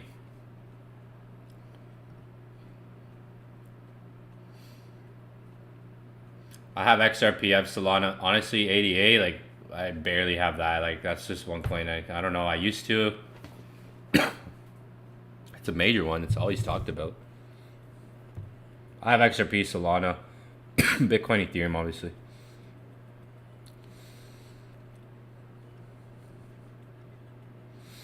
Yeah, I remember when he did the tweet. He did a tweet and then he didn't include, and then he ended up doing another tweet shortly after. Yeah, he did this tweet and then he added.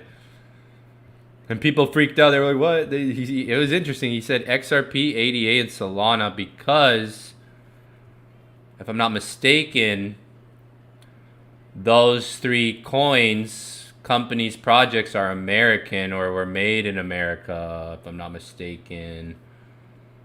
That's probably why he said those three first.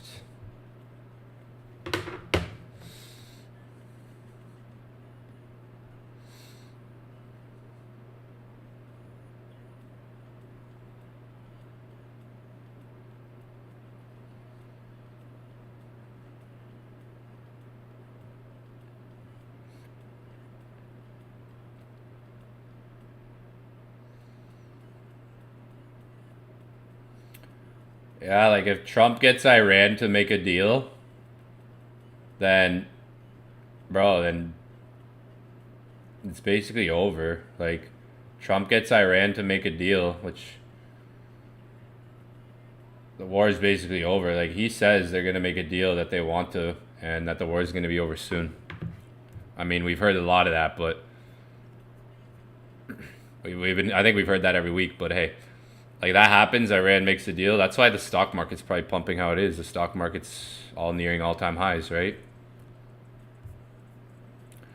Stock market's nearing all-time highs, meaning possibly a deal's getting made and war is going to be over soon.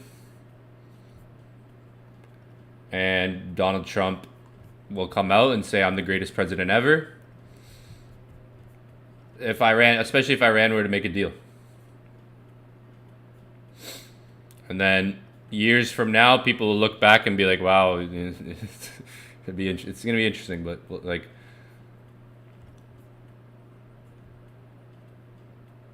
I'm just giving you guys, I'm just giving you guys the inside info, right? Like, just pay attention to what I'm saying, okay? Right there. There you go. I finally said it. I finally said. Shit. Alright. Chill, Evan. Chill.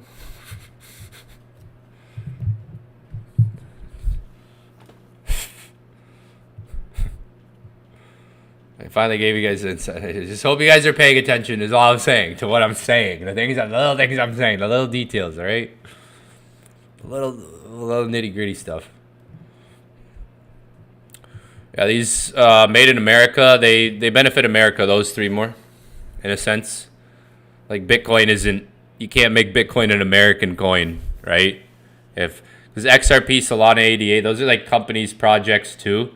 They're like, no one knows who made Bitcoin, Satoshi, right? Or CIA, government, whatever. There's developers behind Bitcoin. There's more than one developer that created Bitcoin. I think there's a guy called Adam Beck who was a part of it. there's like five people, five really. There are developers behind like the Bitcoin and everything. I don't think it's just super anonymous like the Satoshi, but like no country can just say Bitcoin's ours, or it's like ADA or whatever. Like some of these crypto coins were made in like America or made here or facilitate in America or this and that. That's probably why he didn't include Bitcoin and Ethereum, because it's like you can't just say Bitcoin's, you know, if Bitcoin, you know. Gold.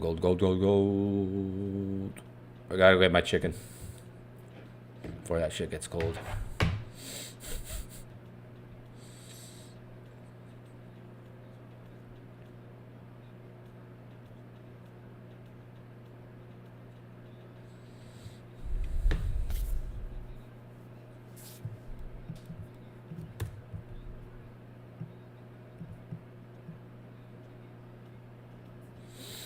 Yeah, gold's just chilling. Like I've been in longs, just chilling.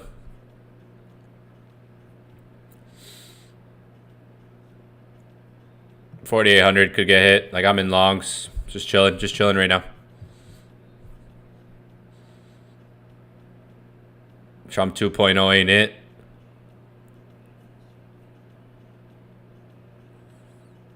Frugalism at its finest. You gotta be frugal. Exactly. That's yeah. I mean, you have to. You gotta be stingy. You know.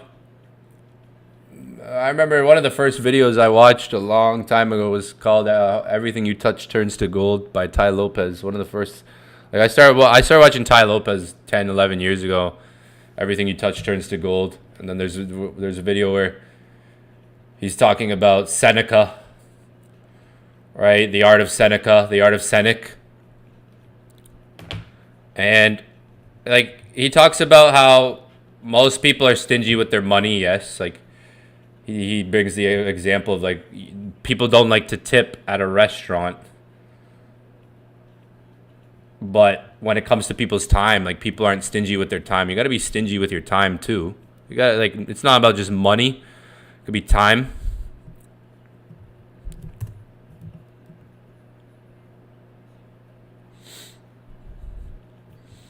Yeah, I'm in longs. Down $20 at the moment. Like 5 pips or so.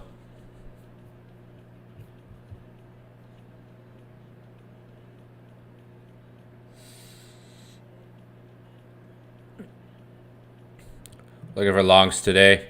I mean, we could come down still. Like, obviously, like I have 2 zones. Like, that makes no sense. Like, this is the first zone there. Like, I would call this like a minor area. Maybe the minor area can hold. Otherwise, if that area doesn't hold, we go down. Yeah, I guess Trump 2.0 ain't it? We've seen his...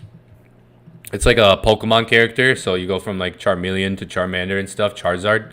So basically, like, his full form is evolving. Bro, did you... I don't know.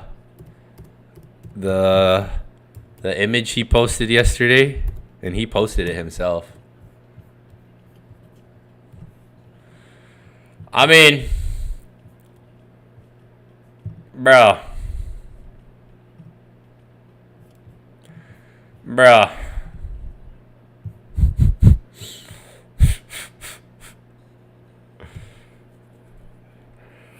I guess it is meant to show him as a doctor. It was meant to be a doctor. Right? For anybody who thought otherwise, it was meant to be a doctor. What, like, bro? Yeah.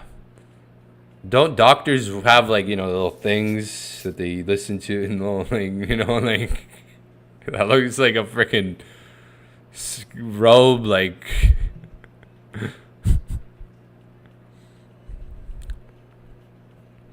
I did post it. I thought it was hey, maybe the guy's just being as straightforward. Like, hey, I thought I was a doctor. It looked like I was.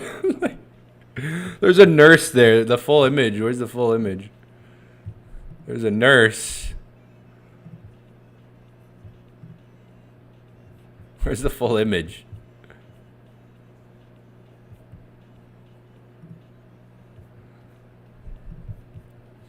There's the full image. I guess, you know. Oh yeah, there's a nurse. No, that's a nurse, a military. Who's this? She's just praying. Yeah, like, bro, what's coming from the sky here? Symbols. There's symbols here. What's coming from the sky? What's in the background? What's in the sky here? What is that one? That looks like a Decepticon. That one in the middle looks kind of like a Decepticon. Doesn't look like Optimus Prime. It looks like the other one. I forget the bad guy's name. I forget. Bro, does that look like a doctor to you?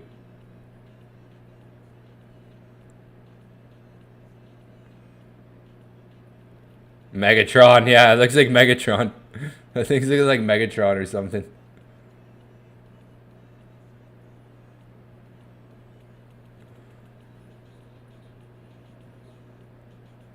Oh man, that's what I'm watching tonight. I'm gonna watch the Mark Wahlberg one. Oh, it's Transformers. No, actually, I'm gonna go back to Megan Fox. That's it. I'm going back to Megan Fox Transformer days.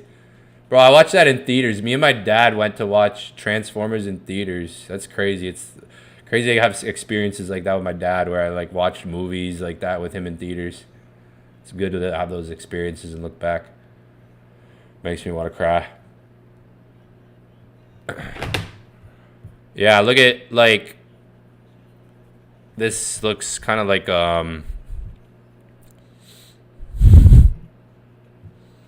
Did he say? Well, it wasn't the picture. It was me. I did post it, and I thought it was me as a doctor, and had to do with Red Cross as a Red Cross worker there, which we support. Red Cross. And only the fake news could come up with that one. So I just heard about it, and I said, how did they come up with that? It's supposed to be me as a doctor making people better, and I do make people better. I make people a lot better. Meanwhile, you got grandmothers doing DoorDash. Bro, my grandma was watching us grandchildren baking baking food, watering the garden. My grandma wasn't, my grandma wasn't delivering McDonald's. My grandma was cooking food, taking care of the grandchildren, taking care of her husband, taking care of the house, watering that. She was at home, not working. My grandma wasn't at home working. She was the grandmother. She was the grandma. I guess grandmas nowadays are delivering McDonald's. I don't like. My grandma was baking food, taking care of us, like the grandchildren. There was a bunch of us, you know. There was five of us. Yeah, there was this grandchildren, you know, from my mom's brother's side, like stuff like that. Like the family. Oh man, that one I got a kick out of that one, like, because I'm like, dude, grandmas are delivering McDonald's nowadays. Dude, my grandma, when I was a kid, my grandma was out in the garden. You should see my grandma's garden. She has a beautiful garden. My grandma has a beautiful garden that she takes care of. That's what she does. That's what my grandma does.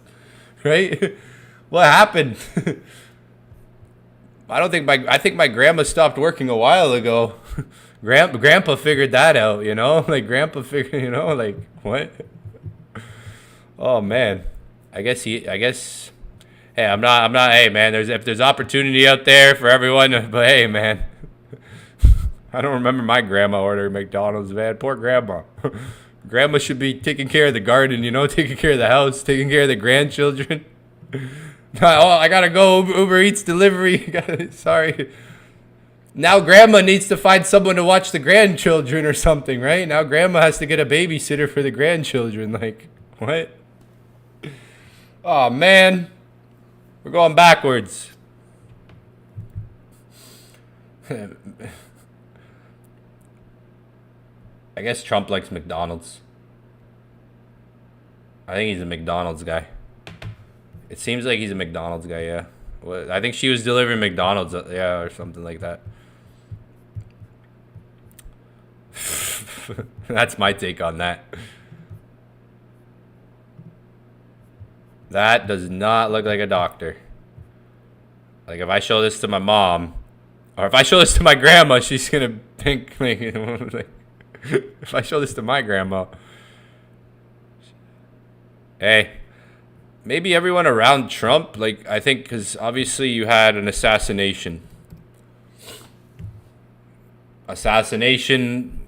whatever you want to call it, right? So everyone around him that is supposed to act accordingly has probably made this guy think he is, right? Assassination, survival, the, like, maybe the, yeah, everyone around him is definitely also probably in himself, as, yeah, maybe, hey, that's just interesting guy, though. Holy. He could have been a comedian. He would have been a really good comedian. Like Chris Rock type of level. Like Chris Rock, you know, Eddie Murphy, Jim Carrey, like Jim Carrey. Like, he could have been a really good comedian, man. Not gonna lie. Or at least, holy. Maybe, oh my gosh. Good old Trump. Gold, not price action slow right now. I'm probably gonna get off and just hold. If we come down to 4,800, if we come down to the next zone, I'll stream again. That'll probably be New York session. I'll probably stream later. If gold breaks down to like here, if there's another setup that I'm gonna enter, I'll stream again. Just monitoring the charts, some areas. That 1 hour is looking a little. 1 hour is just slow here. It's been slow. Like, there was a nice there was small rejection here, right? We're not getting the strongest rejection at the moment. I mean, we got rejection. This candle could try to push up to like 30s. Maybe the 30s. We do have a rejection here. We have been slow the last couple hours here. Like, I've been streaming for a bit. Not a lot of movement. 2 hours I've been streaming. Not a whole lot of movement here.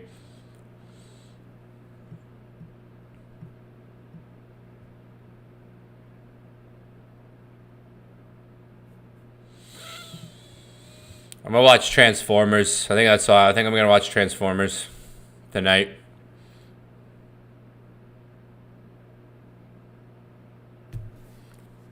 Grandma should have bought gold when she was young. Holy.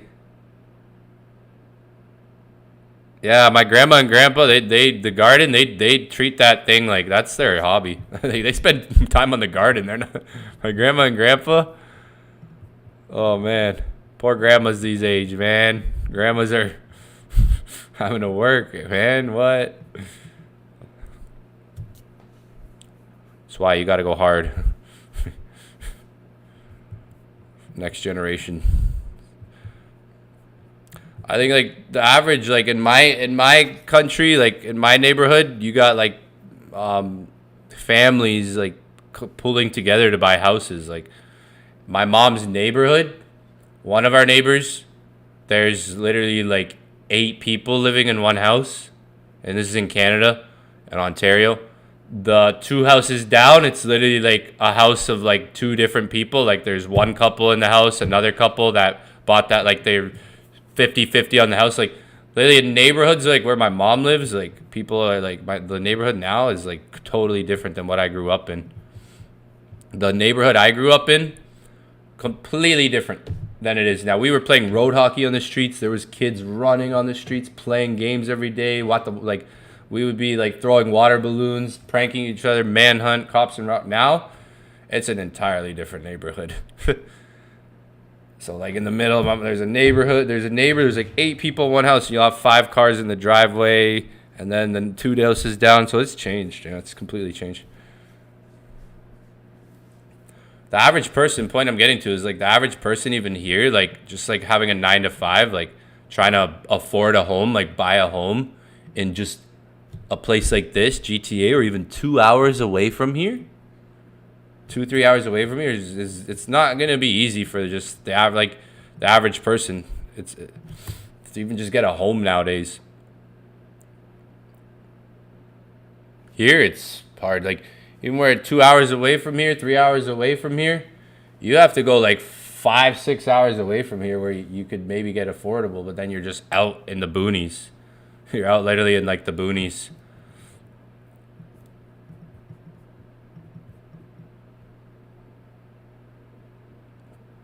I've had family members, like part family members, like not like my main part, like where I grew up, but like just relatives around that have moved farther away from where some of them grew up from, because it's just cheaper to live 4 hours away, 3-4 hours away. The housing, everything. So it's, yeah. That's why you got to work as like an economy. You got to pull it together. That's why, like, if you're trying to become successful, you got to find someone else who's on the same page as you. Find someone else. Like, it could be a spouse, that could be a relative, that could be someone, your partner, your significant other, right? Like if you and your significant other are in a position that you want to level up, then it's like you gotta plan. But it's easier for me. Like, I don't like to mix business with relationships and stuff like that. Strangers, like the way you level up is just finding, like me, how I leveled up was strangers that had the exact vision, goals, mindset, and things I wanted to do, was willing to sacrifice. Strangers, and those became best friends. So you gotta like build your own economy with a person or multiple people too, where you guys keep yourself accountable, you level up. How can you guys as a team get to 6 figures or 7 figures, multiple 7 figures, right? As a pool, buy a house together, sell the house one day, right? Like, you gotta, like, in times like this, that's what people also who are getting ahead are doing. They're working with they're working together. They're not just working alone. That's, you want to get ahead, you got to make a plan. If I were to start over, let's say I had to start over from scratch, I would take 3 of you guys and build, like, I could take 3 people that are like-minded like me and build a plan. I would build a plan. If I had to start over, I would build a plan. It would all start with a plan. And I could take 3 people. It could be 3 people like you guys that are on the stream. I would take 3 people.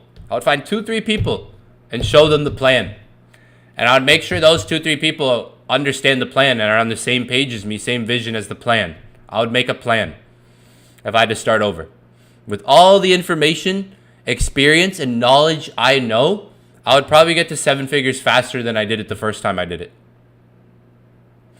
I would just need 2 people probably that are on the same plan as me, right? To make it go faster. If I did it by myself, I could do it by myself too. Right? I'll just take longer. So, like, you want to get ahead in this economy, in this day and age, you have to build your own economy too.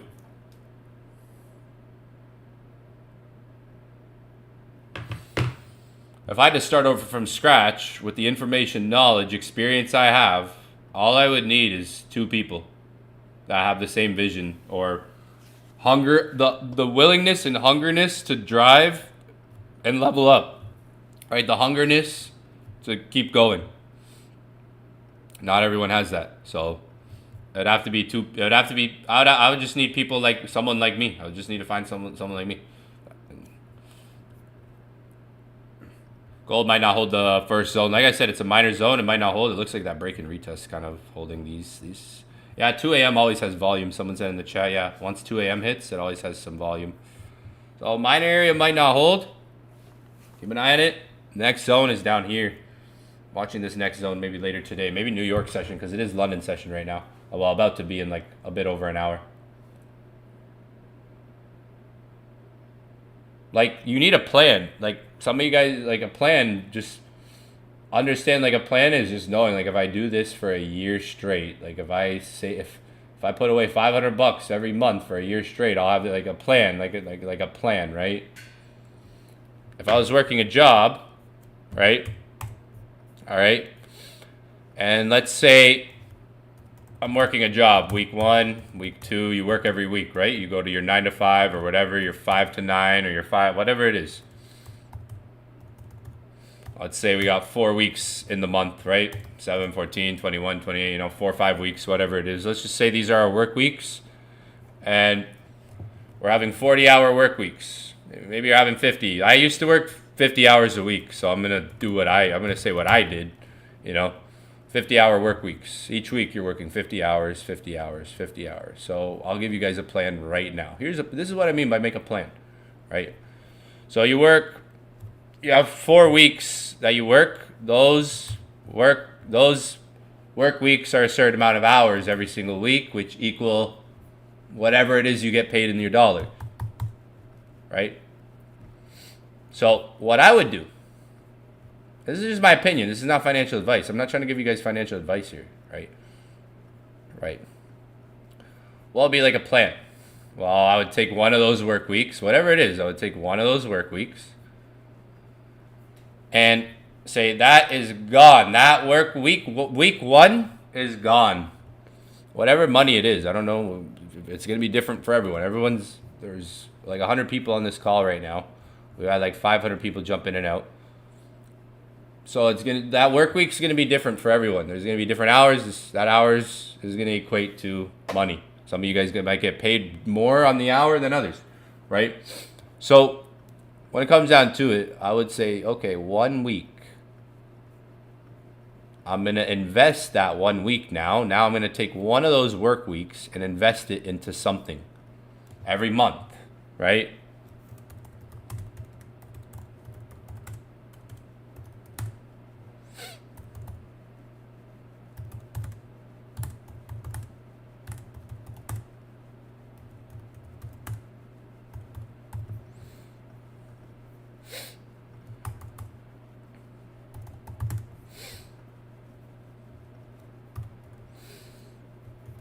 This goes back to the topic that I started with a bit ago of getting ahead. If you want to get ahead of the average Joe, you have to make a plan, right? So when you're making a plan, time is your friend, right? You have to make a 12-month plan is the point I'm going to get to. And that's your friend because whatever this is, compounds. Whatever this equals, compounds. Right? So I'm giving you a formula. You work 1 week, whatever that is, how many hours you work, that equals X amount of money. You invest that into something. So you're doing that once a month. So you've done that 12 times in the year. At the end of the year, you'll have built a portfolio. There you go. That's a plan. At the end of the year, you'll build a portfolio. Let's say this is worth $500. Let's just say that this work week is worth $500. 500 US dollars. Let's just say. I'm just throwing a practical number out there for a full-time career. And if you have a full-time career in the United States or something like that, I'm just putting a number out there, right? So times 12 months, right? That's $6,000. I would have invested into something. Okay? Now you do that for 10 years, right? You'll have actually saved money. That's just 1 week. That's a plan. You do this for 3, 4, 5 years. You do this for 3 to 5 years, you'll get closer to 6 figures. You'll reach 6 figures. The first 6 figures is the hardest. The million actually is easier than the first 6 figures. The first 6 figures is the hardest. That's one thing they don't tell you. The first 6 figures is the hardest. And they don't tell you that part. You have to actually plan to get there. You have to know, because if you can know how to get to 6 figures, you know how to structure yourself. If you can't get to 6 figures, you haven't built a portfolio for yourself. You haven't made a plan. You haven't compounded. You're not thinking correctly, right? Because if you could make money, like if I were to go to my mom, let's just say I went to my dad and asked, or someone like, let me just say I went to one of you guys, actually, not even my family. Let me just say I went to one of you guys and said, I want you to think about all the money since you got your first paycheck. So think about the first paycheck you ever received in life. Now, so I want you to think about every paycheck you've gotten, every dollar that has been in your hands, every cash that you've taken out of an ATM, every dollar you have touched that has come to you in the form of a paycheck, payment, ATM withdraw, whatever it is, how much of that money have you invested into the market? Or how much of that money have you actually saved? Right? Think about, I want some of you guys to really think here for a minute, because some of you guys are older than me and have been working longer than I have. I want you guys to really think for a minute. Think about every dollar. I mean, every dollar from your first paycheck when you were a teenager. Every single dollar. Because if you don't, you're not a detail-oriented person. That's how successful people think, right? Is they're detail-oriented. I'm not going to get to this conclusion if I really don't think of everything.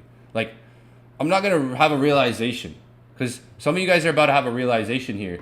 I want you to think of every single dollar. I mean, every dollar down to the very first paycheck you got when you were a teenager. How much of that money have you invested? How much of that money do you have? Most people, 90%, 9 out of 10 people, it's just been money that's just kind of gone in circles, or they haven't invested it. So I want you to think about that. Because some of you guys have probably accumulated $500,000 to $1 million in your life if you've had a full-time career, or hundreds of thousands of dollars. Some of you guys have probably had 50s and hundreds of thousands of dollars over time, right? But you haven't made an actual plan about how to keep that money, because it's not about how much you make, it's about how much you keep. So, there you go. That is a plan, right? Where you'll compound, invest that into something. 1 month choose Bitcoin, 1 month choose another, build a portfolio. I'm not gonna go too much into detail, but like this is a plan, like, and this is stuff most people don't think about, a starting of a plan. Gold's going down, I'm probably gonna get stopped out on it. The break and retest. I'm gonna wait for next zone though. I'm gonna get off. Been on for like 2 hours. It's really simple. Like, a plan doesn't have to be overcomplicated.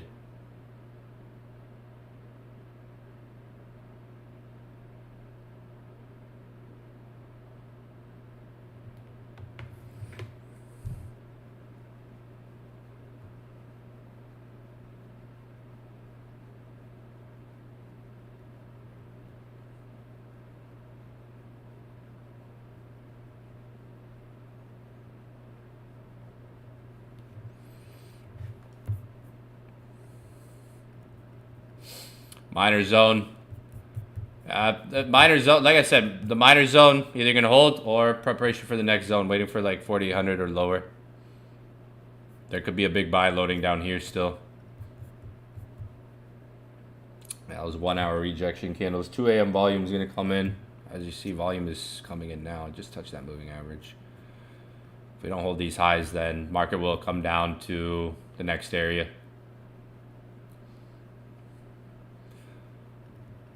Break and retest maybe, nothing crazy, but next zone is lower, right down here. If we don't hold here, doesn't look like it might not, but we'll see what the market does in the next couple hours. Otherwise, probably New York session down here, or later in London, like New York market.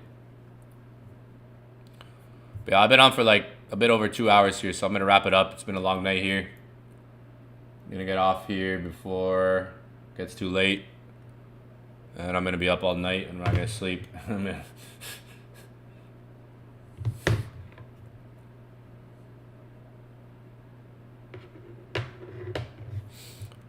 But yeah, I'm out. I'll see everybody next stream. I'll probably be on for New York later. Just watching one thing at a time. This area is not holding right now. We had some small rejection candles there, but this candle is coming down. If this candle doesn't flip or close bullish, then we could potentially go down for that deeper retracement on gold. Yeah, that's gonna be it for me pretty much. Like, I've been on for a while here. Make a plan. Point of the matter, make a plan, yo. Those who fail to plan pretty much plan to fail or whatever. You know, if you don't plan things, you're not really going anywhere, right? Kind of gotta create your own map, your GPS, navigate that. It's kind of how your brain works. You have to navigate your brain towards a direction, right? But if you're not creating that plan that you can see, like you can't see it and be like, oh, like, then you're just in the midst of everything. Like, yeah, manifestation is great. All that stuff on, you never know how you're going to do it. It's just going to come to you if you really believe. Like if the power of manifestation is really, really strong, right? I've used it for years, like the law of attraction, all that stuff, frequency, yes, but you need a plan too. You need to be practical. But that's the point. We're out. You can wait still. If gold doesn't hold this minor area, it's going to come down to like more of a major zone.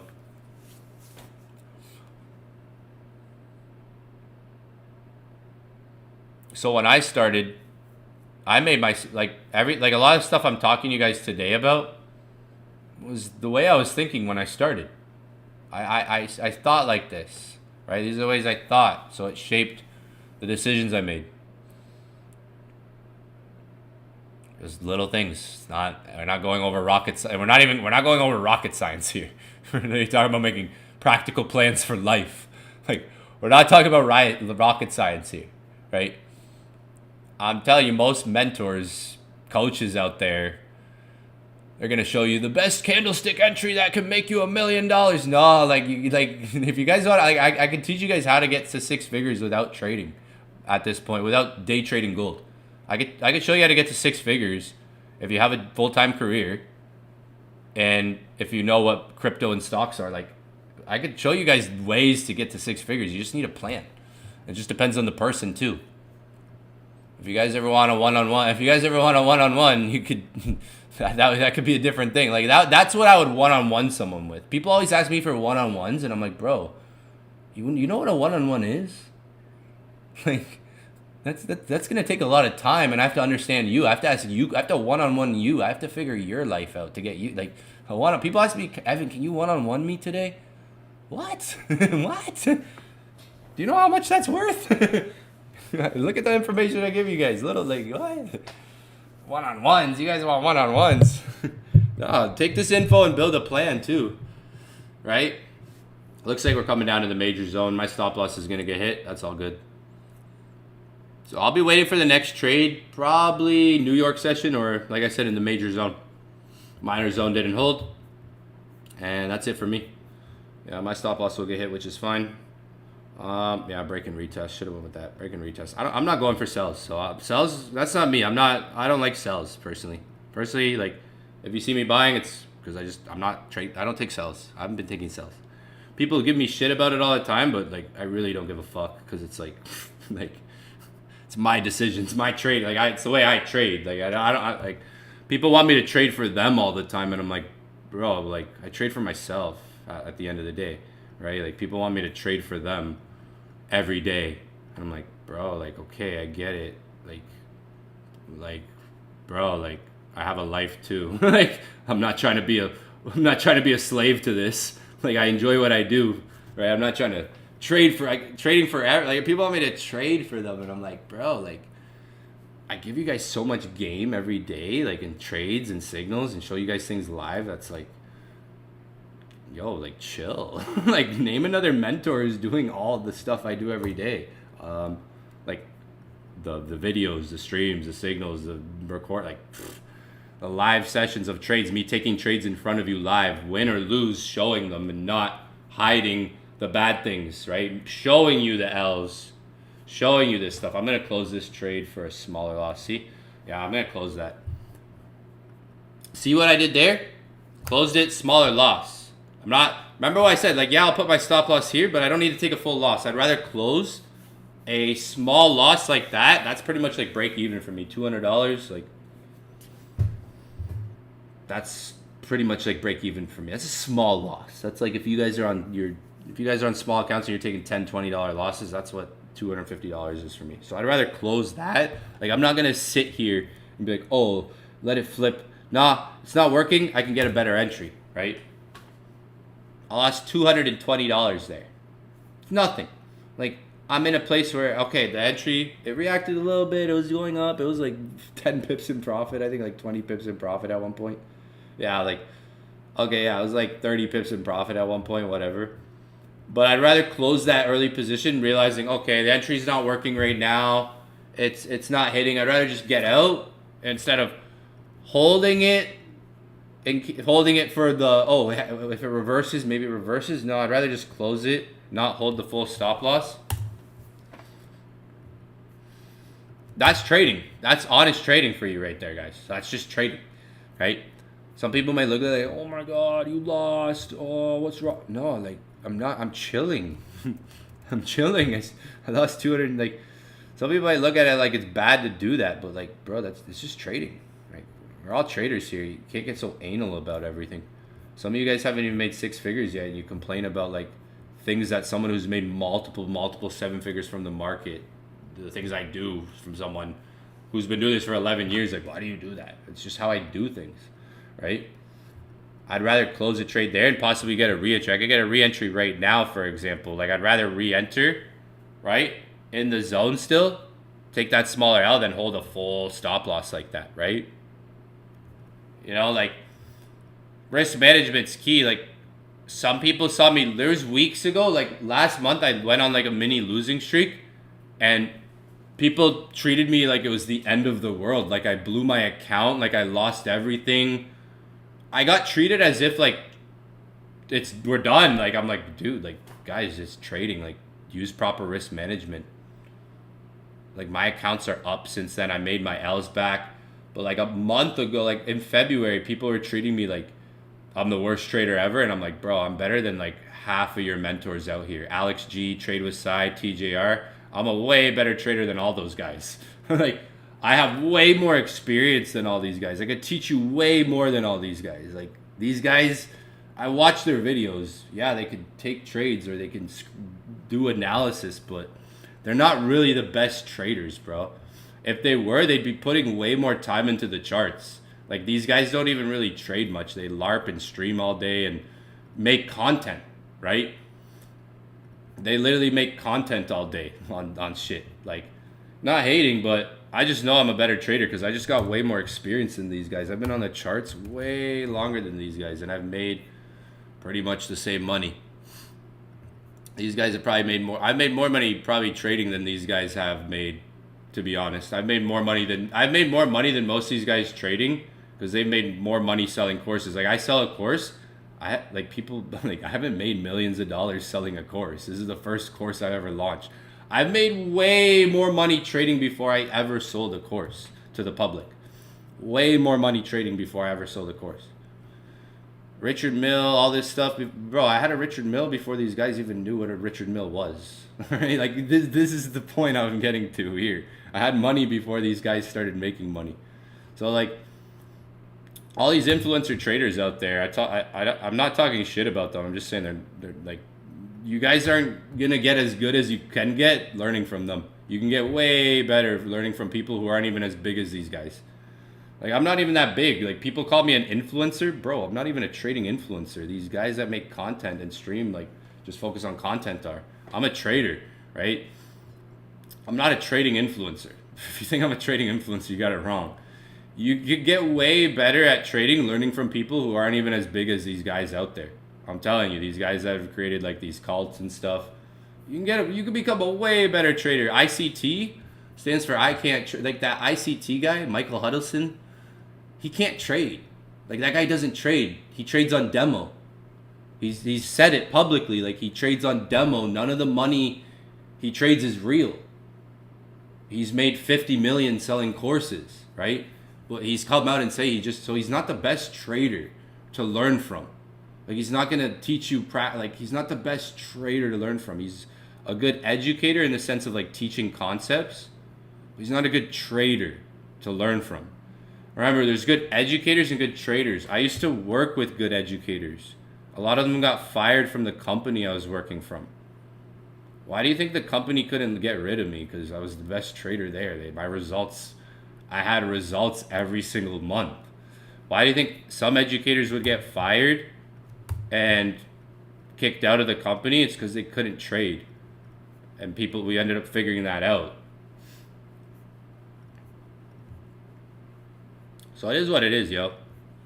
You guys can get better. Like, watching these videos that some of these guys put out, like, there's a better skill set than that. Like, that's not trading. what some of these guys really do. Because, like, I do things that people are like, what are you doing, bro? And I'm like, I'm trading. Like, dude, like, have you never seen a trader close a trade early before in a loss? Like, some of you guys, I do things that some of you guys have, that's just normal for me to do. And I'm like, it's not that bad, like, what I'm doing. Like, even stuff like this where I close a trade early and it's like, oh my God, you take a loss, Evan. Some of you guys look at a loss like it's blasphemy. Like, yeah, you're going to lose in trading. It's going to happen. But I'm probably going to wake up tomorrow and you guys will end up seeing this trade, like, play out. And I'll be like, yeah, remember how I was talking about that trade, guys? And this. And like, I want to see Alex G. Like, I want to see TJR and Alex G, like, actually enter trades live, like, on their account. Like, why don't these guys send signals? Why don't they enter trades live? If they're the best traders out there, if they're the best traders, like I'm saying, if they're good traders, they should, you know, like, why don't they send signals? I don't know, you know, why aren't these guys out here sending signals and stuff? Or trading live, like, show you entering a position and a stop loss getting hit and then explaining everything, you know, like, some of these guys are foo-foo as fuck, yo, is the point I'm getting to. And there's a reason why, like, a lot of people are having a hard time trading. Like, look at the people you're learning from. You're not learning from good traders. You're learning from good marketers, good content creators, and good educators. There's a difference between, like, a good trader and someone who's good at marketing and content and education. Like, I used to work with those people. I remember this one guy, he couldn't even make $500 a month. And it was like, bro, was like, claimed to be a 6-figure trader, and we ended up figuring out the guy couldn't even make $500 a month. Bro, I lose $500 a day, like it's fucking nothing, all right? I'm not lose, you know. Remember when Alex G and the bald guy did signals? Like, Alex G and that bald guy did signals, and they failed, like, because they're not real. Like, they're real traders, maybe for themselves. Like, they could show this, and that, but there's better traders out there. There's small guys. There's, like, little guys out there that you can find that are better traders than them. Some of you guys are probably better traders than these guys out there. Some of you guys, I'm in a position where I can create better traders than myself because I've been trading for so long, and that's my goal. My goal is to create better traders than me, right?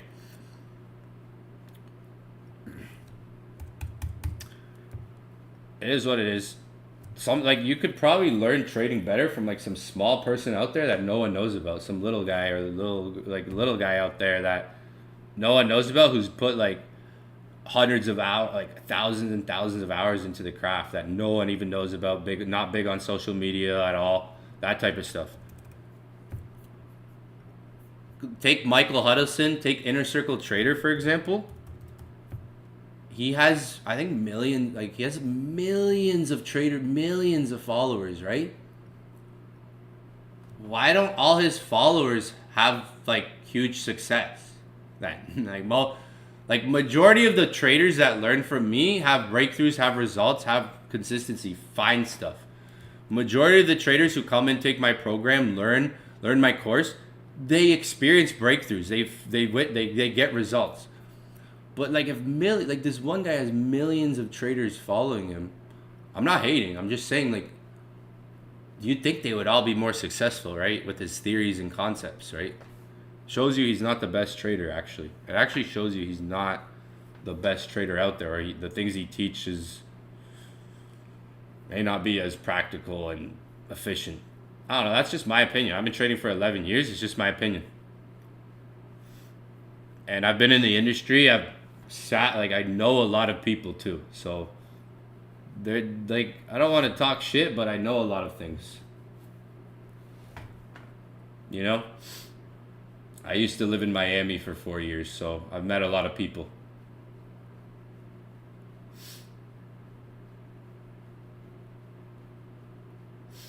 There's a lot of things I know, fishy things about the industry, fishy people. Hey, man. I re-entered.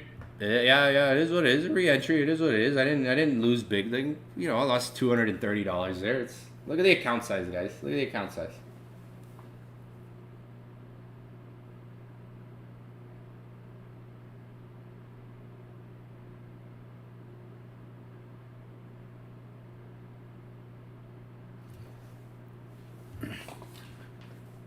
That's why I recommend like maybe make a goal for next 4 days. Like there shouldn't be a rush to go to the funded account. Like flip an account, then buy a funded account. I mean, that's one way to make the account free, or just save up for one. Like, I mean, I've been using this for a bit now, but like, it depends on how much buying power you want. Like I got lots of buying power here, boys. So it's like, I can. I just showed you an example. Just like better position, just trading. Like I closed that trade in L, smaller than where I had the stop loss. If you remember, I had that stop loss down here before, and it was like $800. I don't have to hold the trade to that, and like see, I could still make $1,200 on this trade if it goes to target. But now, let's say this stop loss gets hit, I'd be only like $500 and something, like $600 full risk, like risk. Let's say this stop loss gets hit, it comes to my zone, but I'm not risking 1%, right? Notice how that 1%, like I'm spreading it out, but I'll still, if I'm right about market today, I'll still be able to make money. I'll still be able to grow the account a bit, right?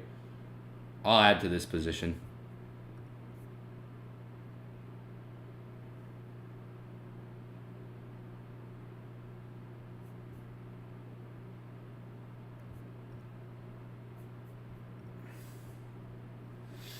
I was gonna wrap, man, my chicken, yo. Oh, I'm gonna have to warm that up.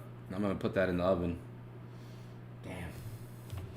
My chicken's downstairs.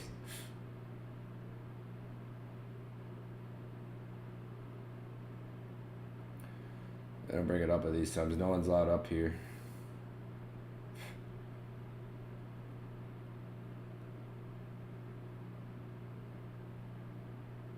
Damn, my chicken. I gotta eat my chicken, man.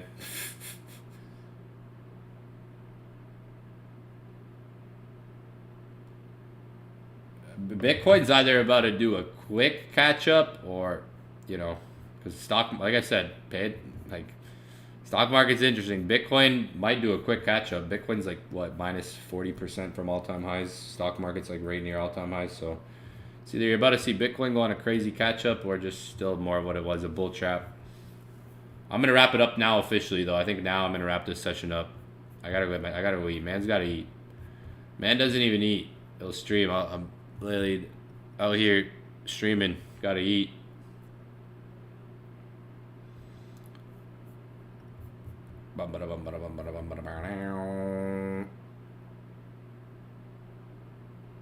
I re-entered again. Like I re-entered the same trade basically, but notice like how I'm using my risk management. Like yeah, that was an L. Like I closed it as a loss there, $294. But like, to me, it's not even an L for me, guys. Like the way I'm like, I don't think some of you guys understand. Some of you guys don't understand. Some of you guys do not understand. Oh man, it's okay. I'm trying to. Let me make it clear. I got a lot of fucking money in the account that I got. Here, I'll make it clear now. I'll make it clear now.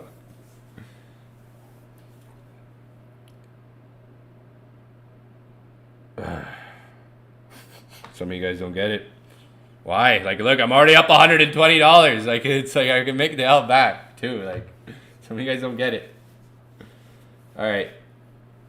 Next session, we're gonna talk about it. Should make sense. That should make sense. Type in the chat type in the chat if what I'm saying makes sense. If it doesn't, type in the chat. I'm gonna explain one more time. Type in the chat if that makes sense. Someone just said, okay. Should make sense. I mean, like, hello, look at the balance. Like, it should make sense. You got the balance first of all. Because if I'm going to risk 1%, remember I was saying before about the 1% thing? Why am I going to sit here and risk, Why am I gonna let that trade go to a 1% full? Right? Why am I gonna sit here and be like, oh, I have to hold this to 1% full risk? I don't have to do that. Like, you know? Even that $293, 1% on this account's like $3,800, almost $3,900, right? So even that trade that just lost $294, nowhere near 1% of the account. Yeah, like I could look for a better entry on the same setup, same zone. Because even like, let's say this hits stop loss, I'm not even at 1%. It's just to show you, like I don't have a like some traders lose more trades. Like you can lose more trades and still be profitable. That's the beautiful thing about trading. Like there's weeks I win 40% of my last week. Last week I won 60% of my trades and I was very profitable. Like I made $9,000 last week. And I won 60% of my trades.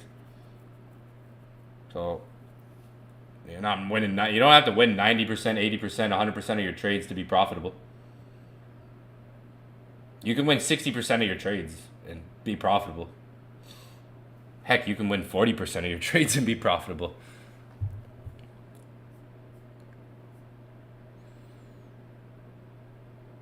We got this. I might come down though. That's where my next zone is. If it comes down, I'm going to be kind of anchoring around there, focusing around there. Should make sense.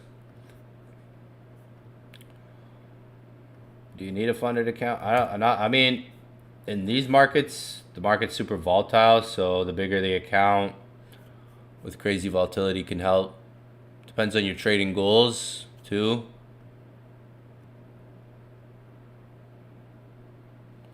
I don't know. I only encourage traders who have like more experience to go the funded. Like I don't recommend starting funded. I recommend, gaining some skill set experience first. Like you need to go through some foundation, some groundwork first. I think even before funded. What I mean by that is you need to go through some emotional intelligence in the market. So it's good to make even like $100 account and just test your abilities. What can I do for the week? Put $100 in account. What can I do for the week? So you gain experience. Not that you have to do this every week, but just to gain some experience. Even this might sound bad, but even blowing an account, even losing trades, like you got to go through those things. You got to lose trades. You got to have seasons where you grow an account, you blow the account. Every trader is going to go through that. Like you got to kind of go through even like bad experiences in the beginning. That sounds bad, but the faster you go through them, the faster you fail, the faster you learn. I mean, it doesn't have to be like that in the beginning, but it is for most traders, because most traders don't know the things that they're going to go through in the beginning. You don't really know what you're going to go through. You don't know the emotions of risking money, that hit, right? You don't know what it feels like to get hit. Like everyone's excited to be a trader. They want to be a trader, right? Make money. And then you lose your first trade. It's like, ouch, that hurt. I never experienced that before, right? So you have to gain some thick skin too. So, I mean, having a funded account isn't just going to take you to profitability right away. I'm going to be completely honest with you, because most traders think they need more money to be profitable. You might just need some skill set, some experience too. Like, it's not about how much money. Like, you don't need a lot of money in an account to make money. I have students proving this. Like, I literally have students proving this stuff. $200 to 7.5K in a day, weekly over. Like, start with $200, and he's just been flipping $200 accounts as they're way less downside risk. I have students proving this. Like, I'm not sitting here saying, guys, you can do this. I've done this. I've done this so many times. Like, you guys don't realize, like, I've been doing this 11 years. I have students proving this. Like, you don't need a lot of money to make money, because there's, like I said, downside risk there. That's like literally sounds like me. Literally sounds like me.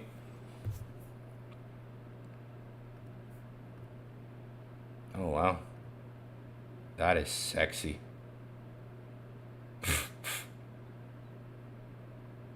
Wow. I gotta get everybody on the tools and everything. Some people still aren't on the tools. The new website, it's not even gonna matter anymore on the new website, because the tools are gonna be integrated into the website, so it's just gonna be easier all in one place. But you'll still have the TradingView tools. I'm doing updates to the TradingView tools, but everything's gonna be on the new website. All the tools. That is fucking sexy. Holy shit! When was this? That's the scanner. So like this zone, like I'm in some. I don't call them small trades, but they're just regular trades. Like I'm just building a position, seeing if it sticks. It's not really working in this area, and that's like trading. Like you got to recognize like sometimes something's not working. Close it early. Like I'm willing to do that at times where it's like kind of what I just did with that minus 293. I'm willing at times to just close something early. If and accept that, okay, it's not reacting, it's not working. Let me wait a couple hours and see if there's another setup. And that's most times like better than just trying to hold things out, right? Hope isn't a strategy at times, so it's just like it's better at times to close things out with a smaller loss and then reassess maybe a couple hours later or throughout the session. You can see like this area, to me, it wanted to react, but no, it's not really reacting the most, like this area. So it might be one of those areas where, like I did, I closed that one trade, small loss. This one too, might even be like a small loss, same area. Not a full risk. Like if I was risking a full thing, I'd risk like $2,000, $3,000, $3,000, $4,000. Like I'd be probably like $2,000 to $3,000 range, or $1,500, $1,200.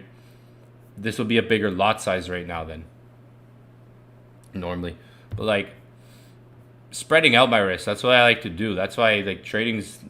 You don't get like this day and age, like when we started trading in 2015, 2016, like it wasn't like you didn't see overnight success. You saw people making results, learning how to trade. Nowadays it's like it looks like everyone's a trader on social, like a successful trader. Like everyone's a six-figure trader or like some of these people don't even know what six figures is, like don't have six figures, like haven't taken out six figures. Like everyone looks this day and age on social media like they've been doing it or they do it, but they're just like most of these people are just regular people like me and you that like they're claiming it to the universe before they make it. Fake it till you make it. I'm gonna go to Italy soon. For those of you guys out there, link up in Italy, yo. For those of you guys in Italy, we're gonna do an Italy link up. I'm throwing an event in Italy. All right. I'm gonna throw an event in Italy. Link up in Italy this year, yo. When I'm out there, yo, make sure. When I'm out there, y'all are out there.